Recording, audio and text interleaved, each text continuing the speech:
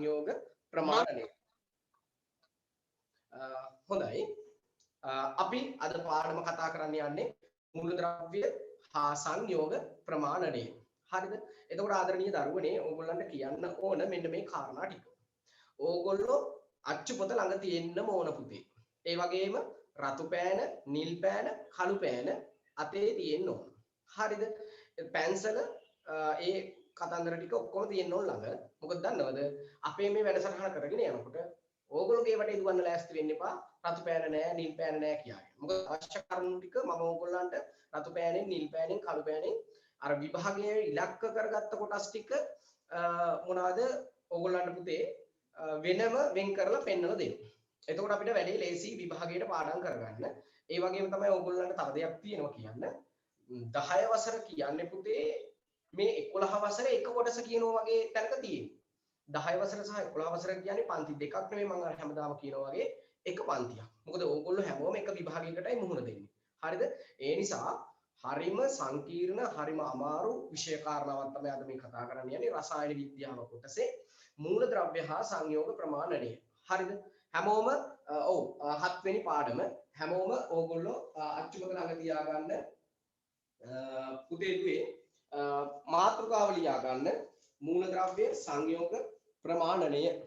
මූලද්‍රව්‍ය සංයෝග ප්‍රමාණනය. මූලද්‍රව්‍ය සංයෝග ප්‍රමාණනය. හරි. එතකොට ඕගොල්ලන්ට දන්නවා පුතේ අපි 8 වසරේදී 9 වසරේදී කතා කරනවා පාඩමක් තිබුණ ඕගොල්ලන්ට පදාර්ථයේ ව්‍යුහය. හරිද? ඒ වගේම ඕගොල්ලන්ට 10 වසරේදීත් අපි මූලික පාඩමක් විදියට මුලදීම කතා කරලා තියෙනවා පදාර්ථයේ ව්‍යුහය. එතකොට මේ පදාර්ථයේ ව්‍යුහය ගැන කතා කරනකොට පුතේ ඕගොල්ලන්ට මතකයි මේ ලෝකයේ අවකාශයේ ඉඩක් ගන්න ස්කන්ධය සහිත දේවල් වලට අපි කිව්ව මොනවා කියලාද? පදාර්ථ කියලා කිව්වා. මොනවා කියලා කිව්වද පුතේ? පදාර්ථ. මොනවාද? පදාර්ථ. මෙන්න මේ පදාර්ථ පුතේ කුඩා කොටස් වලට බෙදා වෙන් කරගෙන ගිහිල්ලා ඕගොල්ලන්ට මතකයි අර ග්‍රීසිය ඇතැන්ස් නුවර නේද? ලොකු ප්‍රසිද්ධ විවාදයක් ගිහිල්ලා ඇරිස්ටෝටල් ඒ වගේම ඩිමොක්‍රටිස් කියන මේ විද්‍යාඥයන් දෙපිරිස අතර මතවාදයක් ඇවිල්ලා ඊට පස්සේ මේකේ කුඩාම දැනුම් මේකකේ හොයාගත්තා. මොකද්ද? ඒ තමයි පුතේ පරමාණුව කියන එක. මොකද්ද? පරමාණුව. හරිද? පරමාණුව. මෙන්න මේ පරමාණු එකට එකතු වෙලා නිර්මාණය වුණා මොනවද පුතේ? පරමාණු එකට එකතු වෙලා නිර්මාණය වුණා මූලික වෙච්ච ද්‍රව්‍ය. අපි ඒ ද්‍රව්‍යයට කිව්ව මොනවා කියලාද පුතේ? මූලද්‍රව්‍ය කියලා කිව්වා. තේරුණාද? මූලද්‍රව්‍ය කියලා කිව්වා. ඊට පස්සේ පුතේ ඕගොල්ලන්ට මතක ඇති මෙන්න මේ පරමාණුව පිළිබඳව ඕගොල්ලන්ට මතක ඇති ජෝන් ඩෝල්ටන් කියන විද්‍යාඥයා විසින් පරමාණුක වාදය ඉදිරිපත් කරා. පරමාණුක වාදය ඉදිරිපත් කරා. එතකොට මෙන්න මේ පරමාණු පාඩම අපි කතා කරලා තියෙනවා ඕගොල්ලන්ට. හැබැයි අකුර ඇකඩමි අධ්‍යාපන ආයතනයට අලුතෙන් සම්බන්ධ වෙන මගේ ආදරණීය දරුවන්ට ඒ පාඩම අපි තව දින කිහිපයකින් පුතේ දුවේ අපි රිපීටින් ක්ලාස් එකක් විදිහට නැවත කරනවා. අපිත් එක්ක එක දිගටම සම්බන්ධ වෙන ආදරණීය දරුවන්ට මේ පරමාණුක ව්‍යුහය කියන පාඩම අපි නැවත සාකච්ඡා කරනවා. හරිද? හරි. ඒක හරි. එතකොට පුතේ අද මම කතා කරන්න යන්නේ මෙන්න මේ මූලද්‍රව්‍ය කියන කොටස. හරිද? මූලද්‍රව්‍ය වලින් පස්සේ පුතේ මූලද්‍රව්‍ය දෙක තුනක් එකට එකතු වෙලා නිර්මාණය වුණා පුතේ මොනවද? සංයෝග නිර්මාණය වුණා. මොනවාද නිර්මාණය වුණේ? සංයෝග නිර්මාණය වුණා. එතකොට අද මගේ මෙන්න මේ අරමුණ තමයි මෙන්න මේ දෙන්න. කවුද? මූලද්‍රව්‍ය සහ සංයෝග පිළිබඳව සාකච්ඡා කරන්නයි අද අපි යන්නේ. මූලද්‍රව්‍ය කියලා කියන්නේ මොකක්ද? ඕනම පදාර්ථයක් ගොඩනැගීමට මූලික වෙච්ච ද්‍රව්‍යයට තමයි අපි කියන්නේ පුතේ මොනවා කියලාද? මූලද්‍රව්‍ය කියලා. ඒ වගේම මූලද්‍රව්‍ය කිහිපයක් හෝ එකක් හෝ දෙකක් හෝ කිහිපයක් එකට එකතු වෙලා තමයි නිර්මාණය වුනේ මොනවද? සංයෝග. සංයෝග. පැහැදිලිනේ? හරි. ඕගොල්ලන්ට මොනවා හරි අපහැදිලිතාවයක් තියෙනවා නම් මොනවා හරි පාඩමකට ගැටලුවක් තියෙනවා නම් chat එකට ඉක්මනට දාන්න. හැබැයි අනවශ්‍ය දේවල් chat එකට දැමීමෙන් වළකින්න. මොකද ඒ අවස්ථාවක් නැති වෙනවා ඕගොල්ලන්ට. ඕගොල්ලෝ එක දිගට chat කරගෙන යන්න ගියොත්. පාඩමට අවශ්‍ය දේ අහන්නකෝ. ඊට පස්සේ පාඩම ගැන කමෙන්ට් එකක් දාන්න. ප්‍රශ්නයක් නැහැ. හරිද? හරි. එතකොට පුතේ මූලද්‍රව්‍ය. ඕගොල්ලෝ දන්නවා වර්තමානයේ වෙනකොට විද්‍යාඥයන් විසින් පුතේ මූලද්‍රව්‍ය මේ වෙනකොට 120ක් විතර හොයාගෙන තියෙනවා. හරිද? එතකොට එයින් ඕගොල්ලන්ට මූලිකව මූලද්‍රව්‍ය 20යි අපිට කතා කරන්න තියෙන්නේ. හරිද? අනිත් ඔක්කොම කතා කරන්නේ ඇඩ්වාන්ස් ලෙවල් වලදී සහ විශ්වවිද්‍යාලේ ගියාම. හරිද? එතකොට දැන් ඔන්න ඕගොල්ලන්ට මෙන්න මේ මූලද්‍රව්‍ය අපි අද කතා කරන්න යන්නේ ගණනය කරන්න. ගණනය කරන්න. ඒ කියන්නේ දැන් ඔන්න අපිට හිතමු මෙහෙම එකක්. හරිද? හොඳට අහගෙන ඉන්නකෝ. අපේ අපට පරිසරය තුල තියෙනවා පාන් ගෙඩියක් තියෙනවා. හරිද? දැන් ඔයගොල්ලෝ නිතරම කනවනේ මේ දවස්වල චූම් පාන් වාහන ගෙවල් ගාවින් හොගාලා යනවා නේද? එතකොට මේ පාන් ගෙඩියක ඕගොල්ලෝ ස්කන්ධය කොහොමද ප්‍රකාශ කරන්නේ? හරිද? අපි ප්‍රකාශ කරනවා මෙන්න මෙච්චර කිලෝග්‍රෑම් 2යි. එච්චර නම් බරනේ. හරි එතකොට ඊගාවට අපි ගත්තයින් පස්සේ මොනවාද හාල්. හාල් කිලෝ වලින් අපි ප්‍රකාශ කරනවා. හාල් කිලෝ 3යි. හාල් කිලෝ 5යි. හාල් කිලෝ 10යි. එතකොට ඕගොල්ලන්ට තේරෙන කාරණාවක් තියෙනවා. දැන් පුතේ ඕගොල්ලෝ වෙළඳ පොලකට ගියහම එළවලු ගන්නවා කියලා හිතන්න. අපිට දෙන්න බණ්ඩක්ක කිලෝ 2ක්. අපිට දෙන්න වම්බටු කිලෝ 1ක්. අපි එහෙමනේ ඉල්ලන්නේ කිලෝ වලින් ඉල්ලන්නේ. එතකොට දැන් ඔන්න විද්‍යාඥයන්ට උවමනා වුණා විවිධ වැඩ කටයුතු කරගෙන යනකොට ආදරණීය දුවේ පුතේ මෙන්න මේ මොනවාද පරමාණු නැත්තම් මූලද්‍රව්‍ය ගණනය කිරීම කරන්න උවමනා වුණා. මූලද්‍රව්‍ය මොකක් කරන්න උවමනා වුණාද? ගණනය කිරීම කරන්න උවමනා වුණා. බර කිරන්න උවමනා වුණා. ස්කන්ධ ප්‍රමාණය දැනගන්න උවමනා වුණා. මේකේ කොච්චර ස්කන්ධයක් තියෙනවද? මේකේ කොච්චර ස්කන්ධයක් තියෙනවද කියලා විද්‍යාඥයන්ට දැනගන්න උවමනා වුණා. දැන් ඔන්න අපි මෙහෙම එකක් හිතමු. ඕගොල්ලන්ගේ ගෙදර තියෙනවා මොනවා හරි මේ බඩ ඉරිඟු ටිකක් හදලා. අපි හිතමු බඩ ඉරිඟු එතකොට ඕගොල්ලෝ කිලෝ ගානට විකුණන්න තමයි හදන්නේ. කරල් ගානට නෙමෙයි කිලෝ ගානට. එතකොට දැන් ඕගොල්ලන්ට උමනා වෙනවා තාත්තා කල්පනා කරනවා දැන් කොහොමද මේක විකුණන්නේ? ඔක්කොටම කලින් එයාට උමනා වෙනවා තරාදියක්. ඇයි ඒ බර කිරා ගන්න එපා. ස්කන්ධ ප්‍රමාණය කිරා ගන්න ඕනේ. එතකොට අන්න ඒ විදිහට පුතේ එදිනෙදා ජීවිතයේදී දැන් අපිට මෙන්න මේ බර කිරා ගැනීම සඳහා අපිට උවමනා වෙනවා පුතේ එක්ක තරාදියක් එක්ක ඒ සඳහා වෙනම පඩි ටිකක් නේද? කල්පනා කරලා බලන්න බැලන්ස් එකක් ඕනනේ. එතකොට ඒකට සාපේක්ෂව තමයි තාත්තර මේ ද්‍රව්‍ය ටික කිරන්නේ. ඒ වගේ පුතේ ඕගොල්ලන්ට දෙයක් කිරා ගන්න උවමනා වුණොත් ඕගොල්ලෝ ඒකට සාපේක්ෂ දෙයක් හොයා ගන්නවා. දැන් ඔන්න විද්‍යාඥයන්ට උවමනා වුණා පුතේ මූලද්‍රව්‍ය ගණනය කරන්න. අපි අතෙන්ටම ආපහු සැරයක් යමු. දැන් ඔන්න අපි හිතමු අපේ කසුනි යනවා කොහෙද? පොලේ යනවා. නැත්නම් කඩේ යනවා. මෙයා කියනවා මුදලාලි මට දෙන්න සීනි 500ක්. හරිද? නැත්නම් සීනි කිලෝ එකක් දෙන්න කියලා කියනවා. එතකොට දැන් මේ සීනි කිලෝ එකක් කිරාගන්නේ කොහොමද මුදලාලි? කසුනි වාට සීනි කිලෝ එකයි ඕනේ කියලා අහනවා. එයා කරන්නේ පුතේ මෙන්න මේ පැත්තට කිලෝ එකේ පඩිය දානවා. ඕගොල්ලෝ දැකලා ඉතින් හැබැයි ඉස්සර තරාදිය මම මේ කතා කරන්නේ. කිලෝ එකේ පඩිය දානවා. ඊට පස්සේ මේ පැත්තට කවරයක් තියලා මේකට පුතේ සීනි ටික දාගන්නවා. එතකොට කසුනි හිතනවා මේ කිලෝ එකේ පඩිය දැම්මා. කිලෝ එකේ කිලෝග්‍රෑම් එකේ පඩිය දැම්මා. ඒකට සාපේක්ෂව දැන් එයාට සීනි 500ක් ලැබුණා. සීනි කිලෝ එකක් ලැබුණා. මෙයා කියනවා දැන් ගෙදර ගිහිල්ලා අම්මේ මෙන්න සීනි ටික ගෙනාවා. මෙතන සීනි කිලෝ එකයි කියලා මුදලාලි මාව කිව්වා. එයා කිව්වේ මොකට සාපේක්ෂවද? මෙන්න මේ කිලෝ එකේ පඩියට සාපේක්ෂව. තේරුණාද? හරි ලේසිය. දැන් ඔන්න බලන්නකෝ අපිට ඕමනා වුණා සීනි ටිකක් කිරා ගන්න. මුදලාලි කඩේට ගියා කසුනි. කසුනි ගියාම කිලෝ එකේ පඩිය දැම්මා. ඊට පස්සේ මොනවාද මෙයාට මල්ලක් තියලා මෙන්න මේකට සීනි ටික දැම්මා. එතකොට දැන් ඔන්න සීනි ලොකු මල්ලක් තිබුණානේ. මුදලාලි ගාව සීනි ලොකු මල්ලෙන් තමයි එයා මේකට සීනි දැම්මේ. ඔන්න බලන්න මේකේ සීනි කිලෝ 50ක් එකක් තියෙන්න පුළුවන්. අපිට ඒක ප්‍රශ්නයක් නැහැ. හැබැයි කසුනිට ඕමනා උනේ සීනි කිලෝ කීයද? සීනි කිලෝ 1යි. හරිද? එතකොට මෙන්න මේ සීනි කිලෝ 1 කිරා ගැනීමට මුදලාලි මාම දැම්මා කිලෝ එකේ පඩිය. ඒකට සාපේක්ෂව පුතේ සීනි කිලෝ එකක් එයා කිරා ගත්තා. හරිද? එතකොට මෙයා කිලෝ එකේ පඩියට සාපේක්ෂව තමයි මගේ පුතේ මෙන්න මේ සීනි ටික කිරලා ගත්තේ. හරිද? පැහැදිලිද? අන්න කිලෝ එකේ පඩියට සාපේක්ෂවයි මෙයා මේ සීනි ටික කිරා ගත්තේ. හරි. දැන් ඔන්න මෙතන තැන. මේකේ හරියටම සීනි කිලෝ එකක් එන්න නම් මෙන්න මේ පඩියේ හරියටම කිලෝග්‍රෑම් එකක් තියෙන්න ඕනද නැද්ද? තියෙන්න ඕන. සමහර මුදලාලිගේ කඩවල් වල හොර පඩි තියෙනවා. හොර පඩි කියන්නේ මොකක්ද? කිලෝ එකේ පඩිය කිලෝ එක කියලා ලේබල් කරලා තියෙනවා. ඒ උනාට තියෙන්නේ ග්‍රෑම් 750. ඔන්න වැඩි ග්‍රෑම් 750යි. එතකොට දැන් සත්තකින්ම නම් කිලෝ එකේ පඩිය දාලා කසුමිට දීලා තියෙන්නේ හදිස්සියෙන් හරි මුදලාලි හොරත පඩියකින් කිරුවනම් අනේ දෙයියනේ මෙයාට දීලා තියෙන ග්‍රෑම් 750. එතකොට මෙයයි අම්මට අවිලා කියනවා කිලෝ එකේ මේ පඩිය දාලා කිරුවේ අම්මේ මං දන්නේ නැහැ ග්‍රෑම් 750යි. දැන් ඉතින් මට ඔක කියන්න එපා. අම්මා කියනවා මේ බලන්න එපා පඩිය දානකොට හරි පඩියද දැන් කියලා. ඔන්න වැඩි. එතකොට එහෙමනම් මම මේ කියන්න උත්සාහ කරන්නේ මෙන්න මේක. කිලෝ එකක් කිරලා ගන්න නම් පුතේ හරියටම මෙන්න මේ පඩියේ කිලෝ එකක් තිබිය යුතුයි. තේරුණාද කියන කාරණාව? කිලෝ එකක් හරියටම තිබිය යුතුමයි. තිබුණොත් තමයි මෙතන හරියටම කිලෝ එක එන්නේ. තේරුණාද කියන කාරණාව? පැහැදිලිද කියන කාරණාව? හරි. දැන් ඔය අපි කතා කරේ ඕගොල්ලන්ට එදිනෙදා ජීවිතයේදී ඕගොල්ලෝ කරන වැඩ. දැන් මම කතා කරන්නේ අර විද්‍යාඥයන්ට වෙච්ච වැඩේ. දැන් විද්‍යාඥයන්ට උමනා උනේ පැත්තෝ මොනවා මනින්නද? මූලද්‍රව්‍ය මනින්නනේ. මූලද්‍රව්‍ය මනින්න. දැන් ඉතින් මූලද්‍රව්‍ය කියන්නේ ඕගොල්ලන්ට ඇහැට කනට පේනවයි. අනේ මන් දන්නේ මට නම් පේන්නේ නැහැ. හරිද? මූලද්‍රව්‍ය පරමාණු අපිට ඇසට කනට පේන්නේ නැහැ. අනිත් එක ඒවා චුට්ටින් කිතර ඒවා. මේ චුට්ටි පේන්නේ නැහැ. එතකොට ඒ වගේ චුට්ටි කිතර දෙයක් අපිට කොහොමද මනින්නේ? පේන්නේ නැහැ. දැන් කොහොමද කරන්නේ? චූටි ස්කන්ධයක් තියෙන්නේ. අන්න පුතේ එහෙමනම් ඒ වගේ දෙයක් මනින්න නම් අපි පාවිච්චි කරන්න ඕන මොකද්ද පුතේ? ඒ වගේම තව එකක් පාවිච්චි කරන්න ඕන. පැහැදිලිද කියන කාරණාව?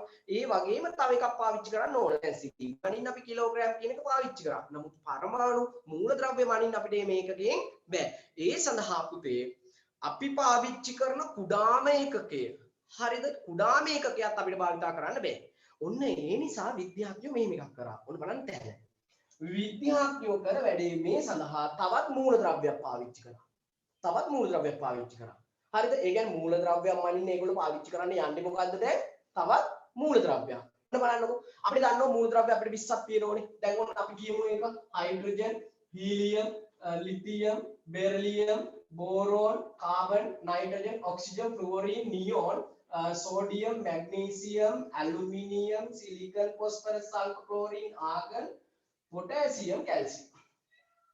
මම මේ මූලද්‍රව්‍ය ටික චූටියට ලිව්වේ වේගෙන් කියාගෙන ගියේ ඕගොල්ලන්ට මේ පාඩම කරපු නිසා. හරිද? එතකොට අපි මේ පාඩම අකුරු ඇකඩමි අධ්‍යාපන ආයතනයේ අලුතෙන් සම්බන්ධ වෙන ආදරණීය දරුවන්ට නැවත කාලසටහනක් හදලා ආපහු අලුතෙන් වෙනම පන්තිය පවත්වනවා. ඒ ගැන බයක් වෙන්න එපා. හරිද? අද පළවෙනියට පන්තියට සහභාගී වෙන දරුවෝ ඇති මාව ජීවිතේ දකින්න පළවෙනි දවසේ වෙන්න ඇති සමහර අය නේද? එතකොට මගේ නම මම කියන්න ඕන මම ප්‍රජාත්‍රාණ සිංහ. එතකොට මම දැන්ට පාසල් ගුරුවරයෙක් විදිහට කටයුතු කරනවා. එතකොට සමහර දරුවෝ දන්නේ අපි ගැන. ඔව්. එතකොට ඒ අතරේ සමහර අය chat එකටත් මැසේජ් දානවා පුතේ. අපි ඒවට උත්තර දෙන්නම්. මොකද මේ පාඩමේ යන අතරතුර ඕගොල්ලන්ගේ ප්‍රශ්න වලට උත්තර දීමෙන් මම වැළකී සිටිනවා. හරි.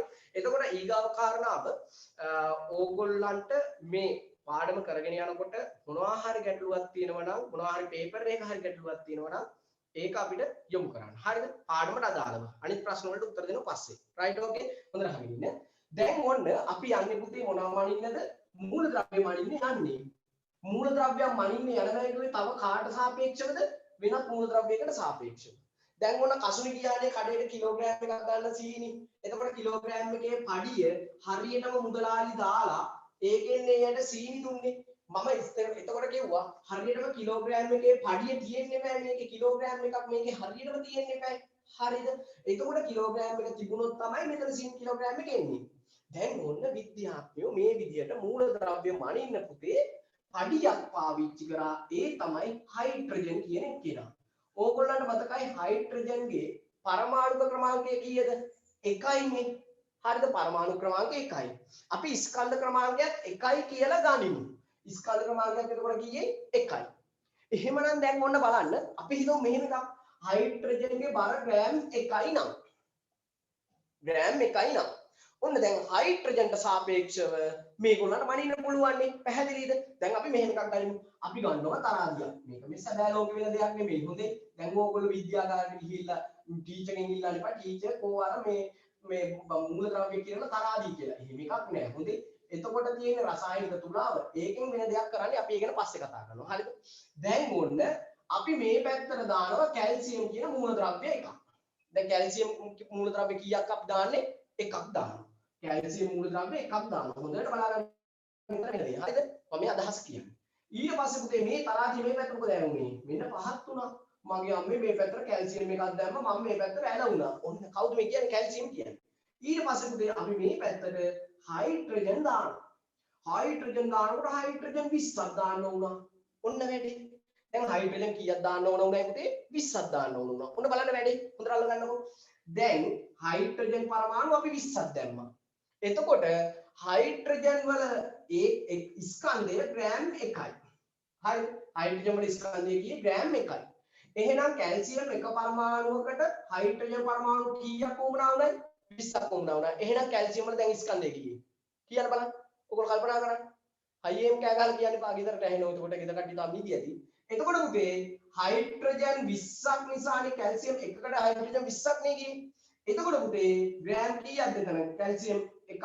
කීයද? ග්‍රෑම් 20යි. තේරුණා කියන කාරණාව. එතකොට ඔන්න කැල්සියම් වල ස්කන්ධය පුතේ ග්‍රෑම් 20යි කියලා අපිට ගණනය කරන්න පුළුවන්. පැහැදිලිද කියන කාරණාව? දැන් හයිඩ්‍රජන් එකක බර ග්‍රෑම් 1යි. හරිද? එතකොට හයිඩ්‍රජන් 20ක් අපිට දාන්න වුණා එක කැල්සියම් පරමාණුවක් වෙනුවට. එහෙමනම් කැල්සියම් වල ස්කන්ධය කීයේ ග්‍රෑම් 20යි. තේරුණා කියන කාරණාව? දැන් විද්‍යාඥයන් හරි ජොලි. දැන් ඕන එකක් හොයාගත්ත මොකද්ද?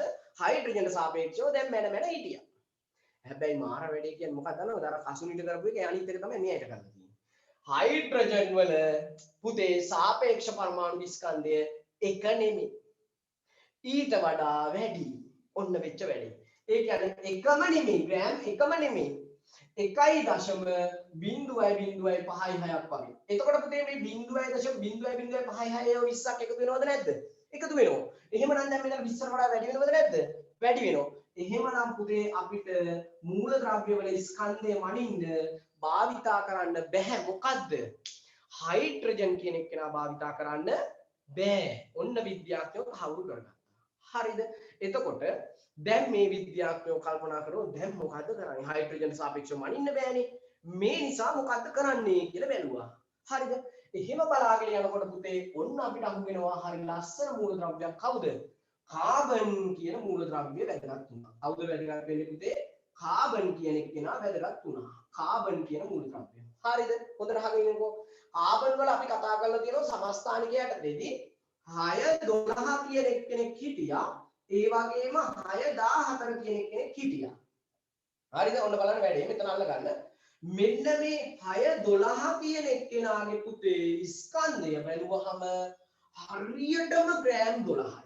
ඔන්න වෙච්ච වැඩේ. හරියටම ග්‍රෑම් කීයද? 12යි. දැන් ඔතනින් මම නවත්වනවා. ගන්න ඕගොල්ලන්ගේ අච්චුපොත පුතේ පිටු අංක 121 පෙළ ගන්න. හැමෝම අච්චුපොත් ගන්න. හැමෝම අච්චුපොත් ගන්න. රයිට්? ඔන්න බලන්න දැන් අපි කියපු කතන්දර ටික ඔක්කොම තියෙනවා. පුතේ දුවේ ඕගොල්ලන්ට මොනවා හරි ගැටලුවක් තියෙනවා නම් කියන්න. හරිද? මෙන්න බලන්න මූලද්‍රව්‍ය හා සංයෝග ප්‍රමාණනය. සාපේක්ෂ පරමාණු ස්කන්ධය relative atomic mass. හරිද? පාසනා ද්‍රව්‍ය ස්කන්ධය මැනීමට සුදුසු ඒකක පිළිබඳව ඔබේ පන්තියේ සිසුන් හා ගුරුතුමාතුමියන් සමග සාකච්ඡා කරන්න. දැන් ඔන්න ඕගොල්ලන්ට ද්‍රව්‍ය ලයිස්තුවක් දීලා තියෙනවා. හරිද? මොනවද දීලා තියෙන්නේ? මෝටර රථයක් දීලා තියෙනවා. අපිට තරාදියක දාලා කිරලා ගන්න පුළුවන්ද?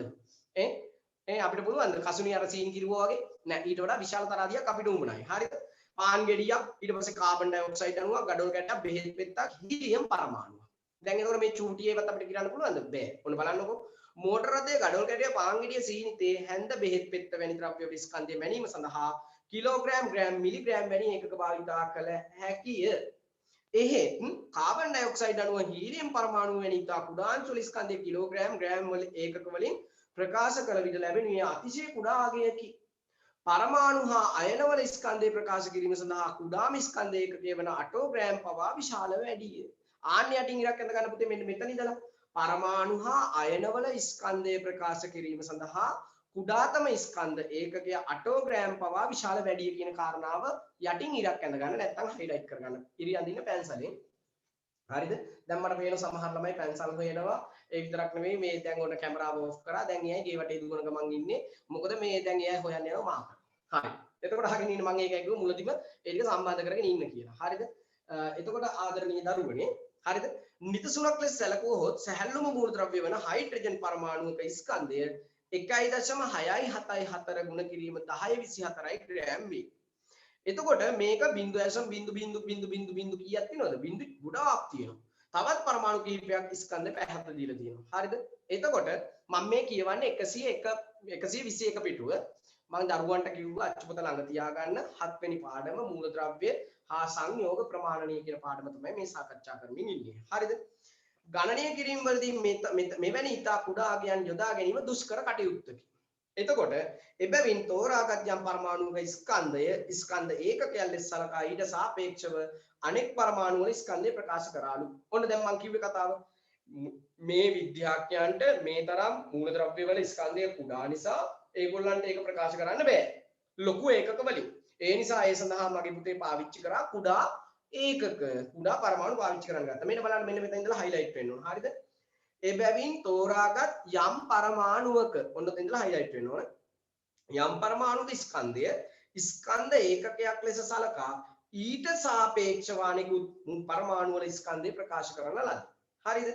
එසේ ප්‍රකාශ කරන ස්කන්ධය සාපේක්ෂ පරමාණුක ස්කන්ධය කියලා කියනවා. අපි මොකක් කියලා කියනවද පුතේ? සාපේක්ෂ පරමාණුක ස්කන්ධය කියලා කියනවා. සාපේක්ෂ පරමාණුක ස්කන්ධය යනුවෙන් අදහස් වනුයේ මූලද්‍රව්‍ය පරමාණුක සැබෑ ස්කන්ධය නොවේ. ආන්‍ය අඩින් ඉරක් ගන්න ඕව ප්‍රකාශ සත්‍ය අසත්‍ය වගන්ති වලට දෙනවනේ. හරිද? මෙහෙම එකක් කියනවා. සාපේක්ෂ පරමාණුක ස්කන්ධය යනුවෙන් අදහස් කරනුයේ මූලද්‍රව්‍යයක සැබෑ ස්කන්ධය නෙමෙයි. ඒක සාපේක්ෂයිනේ. සාපේක්ෂ කියන වචනේ අනිත් විරුද්ධාර්ථයෙන් මොකද්ද? නිරපේක්ෂ කියන එක. තේරුණාද? දැන් මේක නිරපේක්ෂ වශයෙන් ප්‍රකාශ කරන්නේ නැහැ නේ මගේ පුතේ. මේක සාපේක්ෂවයි ප්‍රකාශ කරන්නේ. හරිද?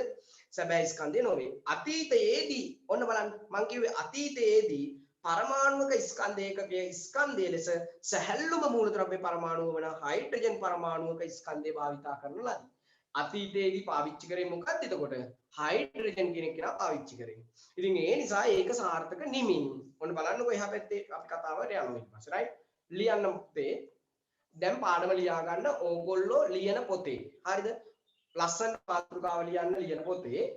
හරිද? අද අලුත් පොත් නැති අය කොල කෑලිකක හරි කමන්නේ වැඩිත් එක්ක ඉන්න. හරිද? බුද්ධේ දුවේ සමහර අය අහනවා පන්තිය කීය වෙනකන් තියෙනවද කියලා.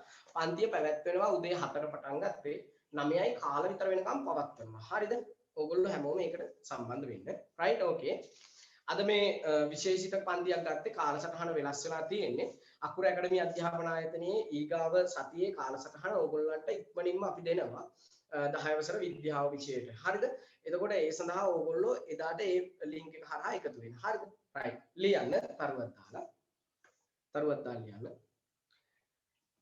අණු මාත්‍රකාව ගන්න පුතේ සාපේක්ෂ පරමාණුක ස්කන්ධය. ඒ කියන්නේ සාපේක්ෂ පරමාණුක ස්කන්ධය. සාපේක්ෂ පරමාණුක ස්කන්ධය. ලියන්න පුතේ තරුවක් දාලා.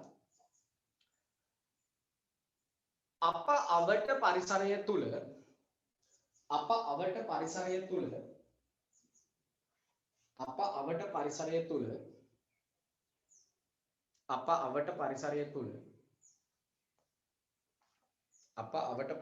තුල පවතින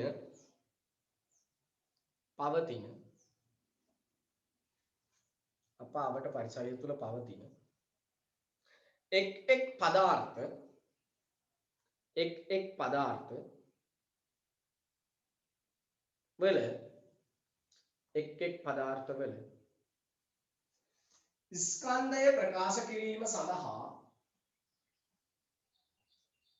ස්කන්ධය ප්‍රකාශ කිරීම සඳහා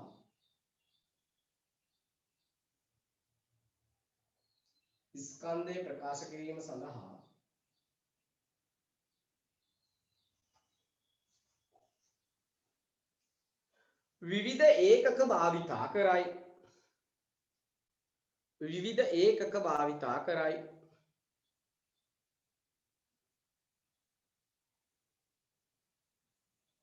ලියන පැත්තෝ කළු පෑනෙන්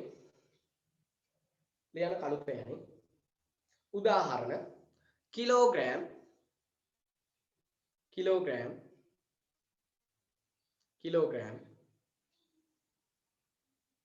ග්‍රෑම්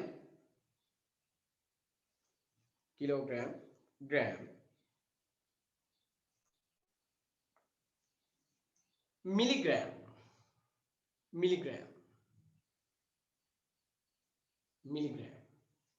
right ඊළඟ තරු දාලා ලියන්න සාමාන්‍ය පෑනෙන්.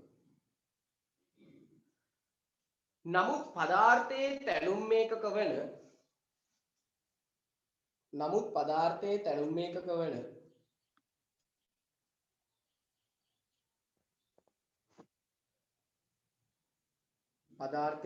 ඒකක වන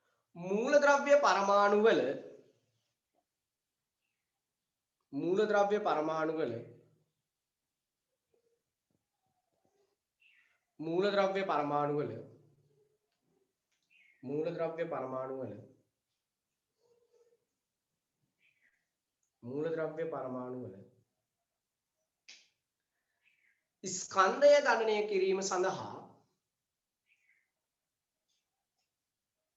ස්කන්ධය ගණනය කිරීම සඳහා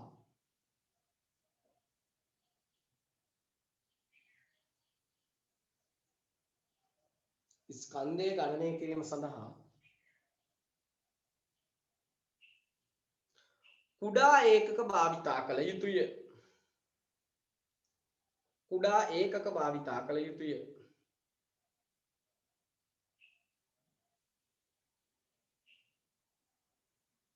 ඊළඟ තරුව පුතේ ඒ සඳහා විද්‍යාඥයන් විසින්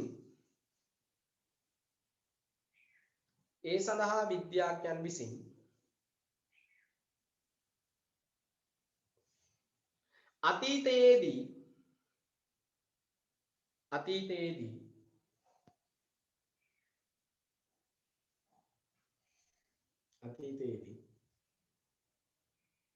හයිඩ්‍රජන් පරමාණුව භාවිතා කරන ලදී. හයිඩ්‍රජන් පරමාණුව භාවිතා කරන ලදී. හයිඩ්‍රජන් පරමාණුව භාවිතා කරන ලදී.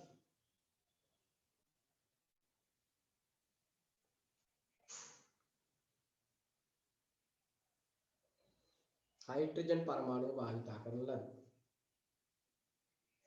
ඊළඟ තරුව නමුත් මෙම හයිඩ්‍රජන් පරමාණුව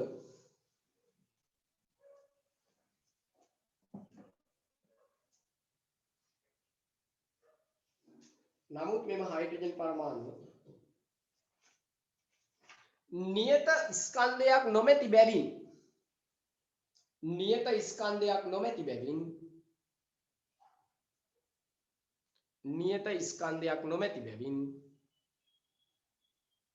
ප්‍රතික්ෂේප කරන ලදී.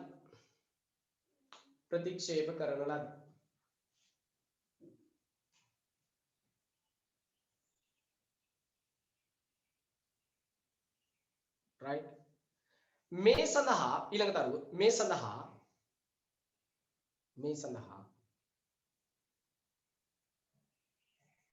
විද්‍යාඥයන් විසින්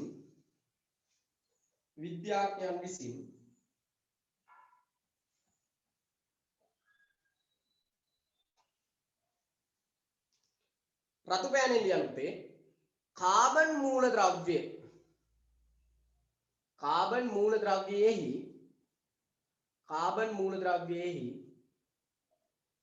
කාබන් මූලද්‍රව්‍යයෙහි C612 බෝඩ් එකේ තියෙනව C612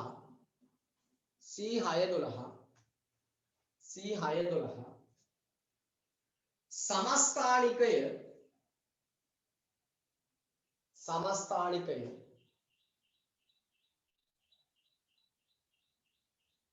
භාවිතා කරන ලදී.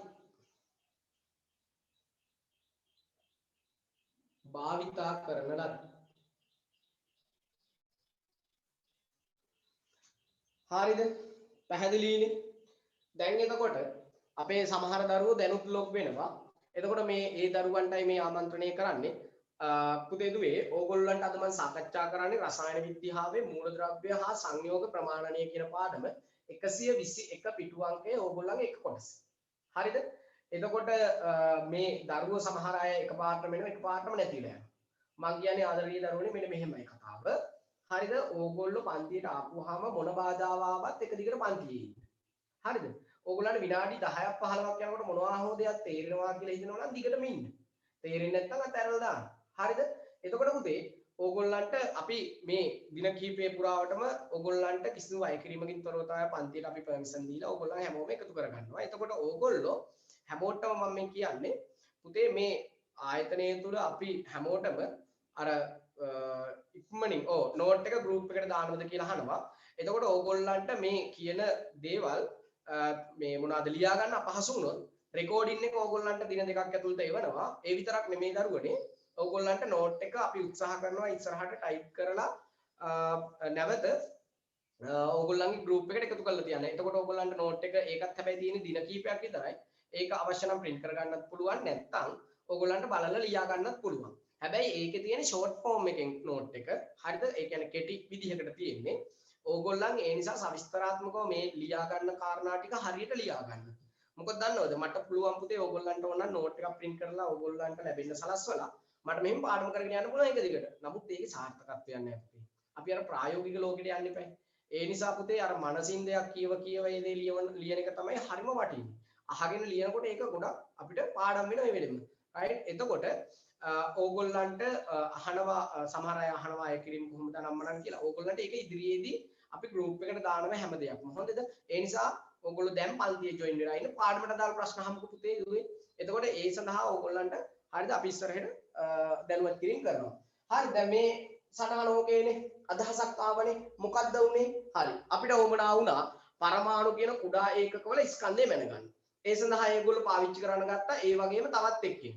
එතකොට පරමාණු වල ස්කන්ධය මනින්න එක්කෙනෙක්ට සාපේක්ෂවනේ අපි මනින්න ගියේ. අන්න ඒ නිසා එක්කෙනෙක්ට සාපේක්ෂව තව කෙනෙක්ගේ බර කිරීම අපි කියනවා මොනවා කියලාද? සාපේක්ෂ පරමාණු ස්කන්ධය කියලා. හරිද? සාපේක්ෂ පරමාණු ස්කන්ධය. එතකොට දැන් මෙහෙම දෙයක් වෙනවා. හදිස්සියෙන් අපේ චතු නිලයි ගෙදර කේක් එකක් හදන්න යනවා. අපි හිතමු දැන් චතු නිලයි ගෙදර කේක් එක හදන්න යනකොට චතුනිට අම්මා කියනවා පුතේ සීනි ග්‍රෑම් 200යි පිටු ග්‍රෑම් 200යි කියලා මෙයාට ගේන්න කියලා කියනවා. එතකොට දැන් මෙයා මොකද කරන්නේ? හැම එකකින්ම 200 ගාන ගේන්නත් එපා. දැන් කඩේට ගියාම ගොඩක් සෙනග ඉන්නවා සීනි ග්‍රෑම් 200ක් ඉල්ලන්න මෙයාට ලැජ්ජයි. මෙයායි අර පොෂ් විදියට කියනවා මුදලාලි මට දෙන්න සීනි කිලෝ එකක්. අම්මා 200ක් කිව්වට කමන්නේ නැහැ. මොකද වැඩිපුර ගෙනිච්චර වැඩි වෙන්නේ නැහැ නේ ගෙදරට. මෙයයි දැන් මොකද්ද කරන්නේ? ඔන්න පිටි ග්‍රෑම් සෝරි සීනි කිලෝ එකක් අරගෙන යනවා. පිටි නම් චුට්ටක් ගත්තට කමන්නේ නැහැ නේ. අපිට 200ක් දෙන්න මට මේ පාප ටිකක් හදාගන්න. එතකොට හරි. ඔන්න දැන් පිටි ග්‍රෑම් 200යි සීනි කිලෝ එකයි මෙයයි අරන් යනවා. දැන් ඉතින් අම්මා අහනවා කෝ පුතේ සීනි ග්‍රෑම් 200. අනේ අම්මේ සීනි ග්‍රෑම් 200ක් ඉල්ලන්න ලැජ්ජයි. මං ඒ නිසා මොකද්ද කරේ? පිටි ග්‍රෑම් 200ක් විතරක් අරන් ආවා. ඔන්න සීනි කිලෝ එකක් ගෙනාවා වැඩිපුරත් එක්ක. කමන්නේ නැහැ. දැන් අම්මා කෑ ගහනවා මේ මිනිස්සුયો දැන් මේක කිරා ගන්න බැරි නිසා නේද මම ඔයාලට ග්‍රෑම් 200ක් ගේන්න කිව්වේ කියලා. දැන් එතකොට චතුනි රත් වෙනවා. දැන් මොකද්ද කරන්නේ? චතුනිට හරි සිම්පල් වැඩක් තියෙන්නේ. අර යෝගට් කප් එකකට පොඩි තරාදියක් හදා ගන්නවා. ඒක හැබැයි සමබරව තියෙන්න ඕන. අම්මේ බය නොවන්න මම ඉන්න ඕනේ. ප්‍රජාත් සර් මට කියලා දුන්නා මෙන්න මෙහෙමයි කරන්න කියලා. පිටි ග්‍රෑම් 200 අර පැත්තට දාන්න. හරි. ඒ පැත්ත දැස්සනේ. ඊට සාපේක්ෂව මේ පැත්තට ගොට්ටක් ගහලා මෙයා සීනි ග්‍රෑම් 200ක් කියනවා. මෙන්න මේ මනු. දෙන්නම් ඔයාලට මං සීනි. එතකොට පුතේ මෙන්න මේ විදියට අර එකකට සාපේක්ෂව තව එකක් හිරා ගන්නවා. හරිද? පැහැදිලිද? ඇත්තටම නම් ඔය මං කිව්වේ මගේ පෞද්ගලික කාරණාවක්. එතකොට මට වෙච්ච දෙයක්. රයිට් එතකොට චතුනිට වෙච්ච දෙයක් නෙමෙයි. රයිට් එතකොට මම මේ කියන්නේ පුතේ හරිද? අහගෙන ඉන්න. මොනවාද? එකකට සාපේක්ෂව තව එකක් මනින්න යනවා. අපි ඒකට කියනවා සාපේක්ෂ පරමාණුක ස්කන්ධය කියලා. රයිට්? ලියන්න රතු පෑනෙන් තරුවක් දාලා සාපේක්ෂ පරමාණුක ස්කන්ධය යනු සාපේක්ෂ පරමාණුක ස්කන්ධය යනු මේ අර්ථ දැක්වීම විභාගයට එන්නේ නැහැ. නමුත් එන විදියට මම කියලා දෙන්නම් අවශ්‍ය දේ. රයිට්? ලියන්න. සාපේක්ෂ පරමාණුක ස්කන්ධය යනු සාපේක්ෂ පරමාණුක ස්කන්ධය යනු යම් පරමාණුවක ස්කන්ධය යම් පරමාණුවක ස්කන්ධය යම් පරමාණුවක ස්කන්ධය යම් පරමාණුවක ස්කන්ධය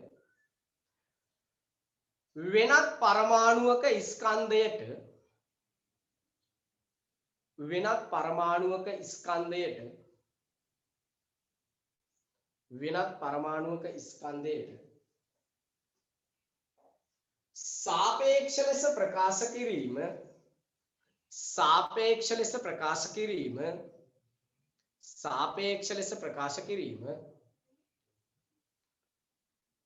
යම් පරමාණුවක ස්කන්ධය තවත් පරමාණුවක ස්කන්ධයට සාපේක්ෂව ප්‍රකාශ කිරීම කළු පෑනෙන් ලියන්න සාපේක්ෂ පරමාණුක ස්කන්ධය ලෙස හඳුන්වයි සාපේක්ෂ පරමාණුක ස්කන්ධය ලෙස හඳුන්වයි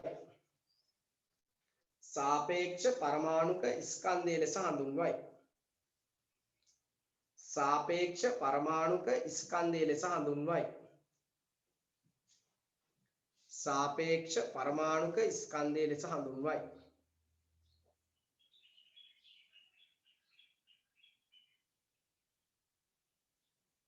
සාපේක්ෂ පරමාණුක ස්කන්ධය ලෙස හඳුන්වයි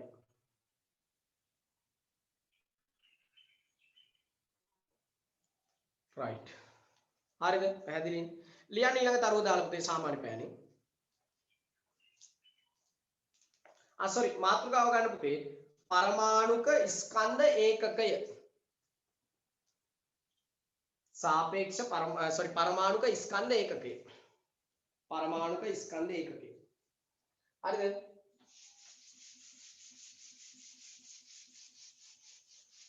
පරමාණුක ස්කන්ධ ඒකකය. හරිද? මම අද මේ ඇත්තටම කියලා දෙන්න පුතේ ගොඩක් අමාරු කාරණාවක්. මේ කාරණාව තේරුම් ගත්තේ නැති වුණොත් පුතේ මුළු රසායන විද්‍යාවෙම ගණනය කිරීම පාඩ එක බැරි වෙනවා. මොකද ඕගොල්ලන්ට 11 වසරේ එනවා පුතේ මිශ්‍රණ කියලා පාඩමක්. මේ මිශ්‍රණ කියලා පාඩමේදී පුතේ සාන්ද්‍රණය කියලා එකක් තියෙනවා. ඊළඟට ඕගොල්ලන්ට අපිට කතා කරන්න තියෙනවා තව ටිකක් දුරට ගිහිල්ලා මවුලය කියලා එකකේ. පරමාණු මනින ඒකකයේ තමයි පුතේ මවුලය. එතකොට මේ මවුලය කියන එක හරියට තේරුම් ගන්න නම් මෙන්න මේ කියලා දෙන්න යන කාරණා ටික හරියටම තේරුම් ගන්න ඕනේ. මොකද ඇවගාඩ්‍රෝ නියතය කියලා එකක් තියෙනවා 6.02 ගුණ කිරීම 1023යි කියලා එකක් තියෙනවා. ඒකේ ලොකු ගණනය කිරීම ටිකක් තියෙනවා. දැන් ගණන් හදන්න තියෙන්නේ හොඳද? එතකොට මේ ගණන් පාඩ එක බැරි නම් අපහසුයි නම් ඉතින් මේ පාඩම ඉදිරියට කරගෙන යන එක ටිකක් අමාරුයි. ඒ නිසා හරියට අහන් ඉන්න. හරිද? එතකොට ඕගොල්ලන්ට මොනවා හරි ගැටලු තියෙනවා නම් chat එකට දාන්න. right? එතකොට පුතේ දැන් මෙහෙමයි. දැන් අපි කාට සාපේක්ෂව දැන් මෙන්න තෝරගත්තනේ මූලද්‍රව්‍ය පරමාණුව C612 කියන එක. මේ C612 කියන එක නම් අපි භාවිතා කරන්න හේතුව තමයි පුතේ මෙයිට හරියටම ග්‍රෑම් 12ක ස්කන්ධයක් තියෙනවා කියන එක තමයි ප්‍රකාශ කරන්නේ. එහෙමනම් දැන් මෙයිට සාපේක්ෂව අපිට අනිත් කට්ටිය දිහා බලන්න පුළුවන්ද බැරිද? පුළුවන්නේ. දැන් හයිඩ්‍රජන්ට සාපේක්ෂව අපිට බලන්න බෑනේ. මොකද එයාගේ ස්කන්ධය හරියටම එක නෙමෙයි. හැබැයි මෙයිගේ ස්කන්ධය හරියටම කීයද? 12යි. අපි උදාහරණයක් විදිහට ගමු. මෙයාගේ ස්කන්ධය 12යි. එහෙමනම් පුතේ මේක ග්‍රෑම් එකක් බවට පත් කරගන්නත් මොකද්ද කරන්න ඕන? දැන් ඔන්න කියන කතාව තේරුම් ගන්නකො. මෙයාගේ ස්කන්ධය ග්‍රෑම් 12යි. එහෙනම් ග්‍රෑම් එකක් බවට පත් කරගන්න මොකද්ද කරන්න ඕන මෙයාගේ ස්කන්ධය? මෙයාගේ ස්කන්ධය 12න් බෙදන්න ඕන. තේරුණා කියන කාරණාව? 12න් බෙදන්න ඕන. කියපු කාරණාව තේරුන්නේ නැහැ. මෙහෙමනේ. කාබන් එක පරමාණුවක ස්කන්ධය කාබන් මූලද්‍රව්‍යයේ ස්කන්ධය අපිට කියනවා ග්‍රෑම් 12යි. අපි හිතමු ග්‍රෑම් 12යි. උදාහරණයක් මම කියන්නේ 12යි නේ මේකේ සාපේක්ෂ පරමාණු ස්කන්ධය. එතකොට මේක ග්‍රෑම් එකක් බවට පත් කරගන්නවා. ග්‍රෑම් 12යි නේ තියෙන්නේ. මේක ග්‍රෑම් එකක් බවට පත් කරගන්න නම් අපි මොකද්ද කරන්න ඕන? ග්‍රෑම් එකක් බවට පත් කරගන්න නම් මොකද්ද කරන්න ඕන? මේක 12න් බෙදන්න ඕන. තේරුණා කියන කාරණාව නැත්තම් 12න් එකෙන් අපි කියනවා ಗುಣ කරන්න ඕනේ කියලා. පැහැදිලිද කියන කාරණාව 12න් එකෙන් ಗುಣ කරන්න ඕනේ නැත්තම් 12න් බෙදන්න ඕනේ. හරිද? එතකොට පුතේ මේ කාබන්ගේ සැබෑම පරමාණුක ස්කන්ධය අපි ග්‍රෑම් වලින් ප්‍රකාශ කරමු. හරිද? ඒ ඒකකය තමයි පුතේ 1.999 ගුණ කිරීම 10 23යි කියන අගය. හරිද? 10 23යි කියන අගය. ග්‍රෑම් 23. හරිද? ඔන්න දැන් කාබන්ගේ ග්‍රෑම් ගාන කොච්චරක්ද? 1.999 ගුණ කිරීම 10 23යි කියන අගය. එතකොට මේක ග්‍රෑම් එකක් බවට පරිවර්තනය කරගන්න නම් මොකද්ද කරන්න ඕන? හරිද? C12 ස්කන්ධනේ මේ දීලා තියෙන්නේ. C12 ස්කන්ධනේ මේ දීලා තියෙන්නේ. මේක 1 ග්‍රෑම් එකක් බවට පත් කරගන්න නම් මොකද්ද කරන්න ඕන මේක? මෙන්න මේ කියන අගය අපි 12න් බෙදන්න. කීයෙන්ද බෙදන්න ඕන? 12න් බෙදන්න ඕන. ආන්න එතකොට එනවා පුතේ හරියටම කාබන්ගේ ග්‍රෑම් එකක ස්කන්ධය. ඒ කියන්නේ එතකොට එනවා පුතේ 1.6යි 1.62යි ගුණ කිරීම 1024යි කියන එක එනවා. 1024යි කියන ග්‍රෑම් ගාන එනවා. පැහැදිලිද? ක්‍රිය. හරිද? ඔන්න ඔය අගය අපිට ප්‍රකාශ කරන්න පුළුවන් එක පරමාණුවක ස්කන්ධය කොච්චරද කියලා. මේ ගණනය කිරීම ඕගොල්ලන්ට පුතේ විභාගයට හදන්න දෙන්නේ නැහැ. හරිද? හොඳට අහගෙන ඉන්න. මේ ගණනය කිරීම අපිට විභාග වලට හදන්න දෙන්නේ නැහැ. හැබැයි මේකෙන් මේක ආදේශ කරගෙන ගණනක් දෙකක් හදන්න පුළුවන් වෙන්න ඕන. හරිද? හරිද? එතකොට මේ සමහර අය එකපාරටම නිින්දෙන් නැගිට්ටා වගේ ඇවිල්ලා අහනවා මේ කියන්නේ එකපාරටම ජොයින් වෙනවා පුතේ මේ මොකද්ද ක්ලාස් එක කියලා. එතකොට දැන් අර නැවත කියන්න තියෙන පුතේ මේ විද්‍යාව පන්ති යන්නේ ඕගොල්ලන්ට මොනවාද මූලද්‍රව්‍ය ප්‍රමාණය හා සංයෝග කියන පාඩමට මේ කතා කරන්නේ මූලද්‍රව්‍ය හා සංයෝග ප්‍රමාණය කියන පාඩම. හරිද? ඕගොල්ලෝ 121 පිටුව දැන් අපි ඉන්නේ 122 පිටුවේ මොනවාද මේකට එකතු වෙන. හරිද? right. එතකොට පුතේ අපි ගත්තා ඊට පස්සේ ඔව් 160 sorry 1.6යි 7 කියන අගේ. හරි. එතකොට දැන් ඔන්න බලන්න අපි කතාවට ආපහු එනවා. අපිට මේ අවට පරිසරය තුල තියෙන පදාර්ථවල ගණනය කිරීමට පුතේ අපිට බර කරා ගන්න ස්කන්ධ ප්‍රකාශ කිරීමට අපි ලොකු ඒකක පාවිච්චි කරා ග්‍රෑම් කිලෝග්‍රෑම් කියන ඒකක. නමුත් පරමාණු කියන ඒවා ගණනය කරන්න අපිට එහෙම ලොකු ඒකක පාවිච්චි කරන්න බෑ. ඒ සඳහා අපි භාවිතා කරන්න පටන් ගත්ත පුතේ තවත් ඒ වගේම පරමාණුවක්. එක් පරමාණුවකට සාපේක්ෂව තවත් පරමාණුවක ස්කන්ධය ප්‍රකාශ කිරීම අපි කියනවා සාපේක්ෂ පරමාණුක ස්කන්ධයයි කියලා. සාපේක්ෂ පරමාණුක ස්කන්ධය ප්‍රකාශ කරනකොට පුතේ අපිට හරියට ස්කන්ධයේ තියෙන මූලද්‍රව්‍ය පරමාණුවක් කොමුණා වුණා. විද්‍යාඥයෝ කල්පනා කරා කවුද හයිඩ්‍රජන් පාවිච්චි කරන්න පුළුවන් කියලා. නමුත් හයිඩ්‍රජන් වල නිසි ස්කන්ධයක් නොමැති නිසා අපි හයිඩ්‍රජන් ඉවත් කරා. ඒ සඳහා ගෙනාව කවුද? C612 කියන එක. හරිද?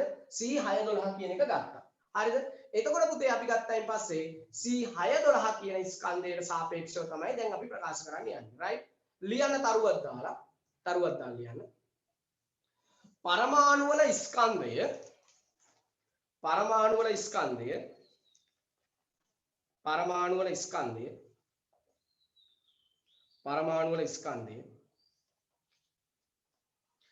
ප්‍රකාශ කරනුයේ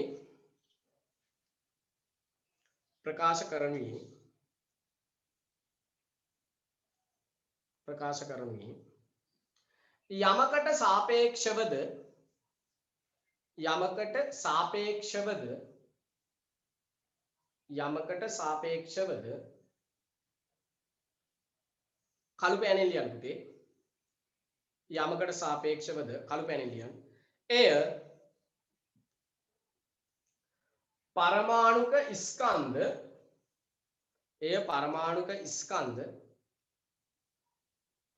ඒකකය ලෙස හඳුන්වයි.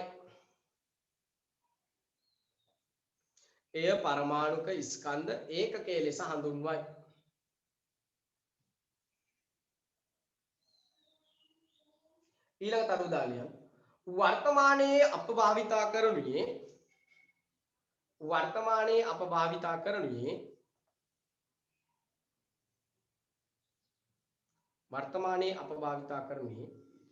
C612 සමස්ථානිකයේ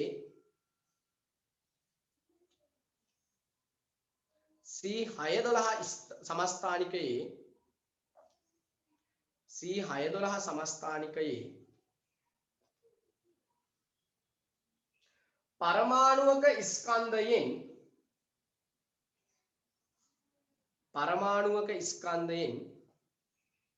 වර්තමානයේ අප භාවිතා කරනුයේ C612 සමස්ථානිකයේ පරමාණුක ස්කන්ධයෙන් 12න් එකකි.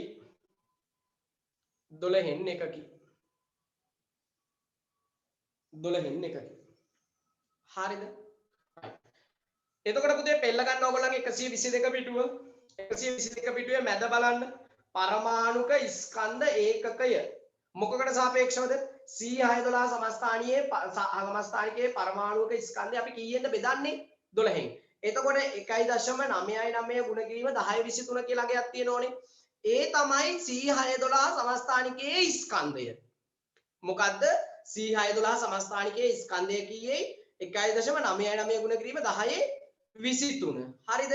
එතකොට ඒක අපි මොකක්ද කරන්න ඕන? ග්‍රෑම් එකක් බවට පත් කරගන්න ඕනේ. ඒ සඳහා පුතේ අපි ඒක 12න් බෙදන්න ඕන. එතකොට සාපේක්ෂ පරමාණු ස්කන්ධයේ ඒකකයන 1.67 ගුණ කිරීම 10^24යි ග්‍රෑම්. උඩ බලන්න ඍණ කීයද? ඍණ 23යි. හැබැයි යට තියෙන පුතේ මොකද්ද? ඍණ 24යි ග්‍රෑම්. හරිද? එතකොට සමහර අය කියනවා සර් 1.66 තියෙන්නේ කියලා අච්චු පොතේ. පුතේ ඕගොල්ලන්ගේ පරණ සිලබස් එකේ තියෙන 1.67 අලුත් සිලබස් එකේ ඇති 1.66 කියලා. printing mistake තියෙන කොහොමත් ඔය ආසන්න වටේල තමයි ඔක තියෙන්නේ. ඒක ඉෂුව එකක් කරගන්න එපා. දශම සංඛ්‍යානේ එක ප්‍රශ්නයක් කරගන්න එපා. රසායන විද්‍යාවේ අපි එතෙන්දී ඒ චූටි මගයන් අපි එතෙන්දී නොසලකා හරිමු. right? okay ප්‍රශ්නයක් නැහැනේ. right. එතකොට ලියන්න මෙය පහත ලෙස සාමාන්‍ය පැනේ ලියන්න. මෙය පහත ලෙස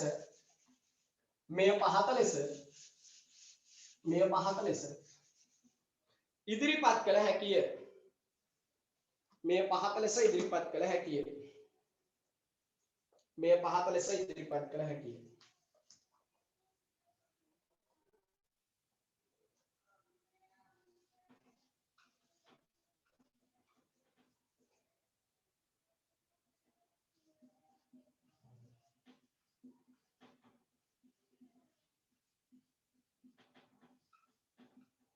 right මේක ලියා ගන්න පුතේ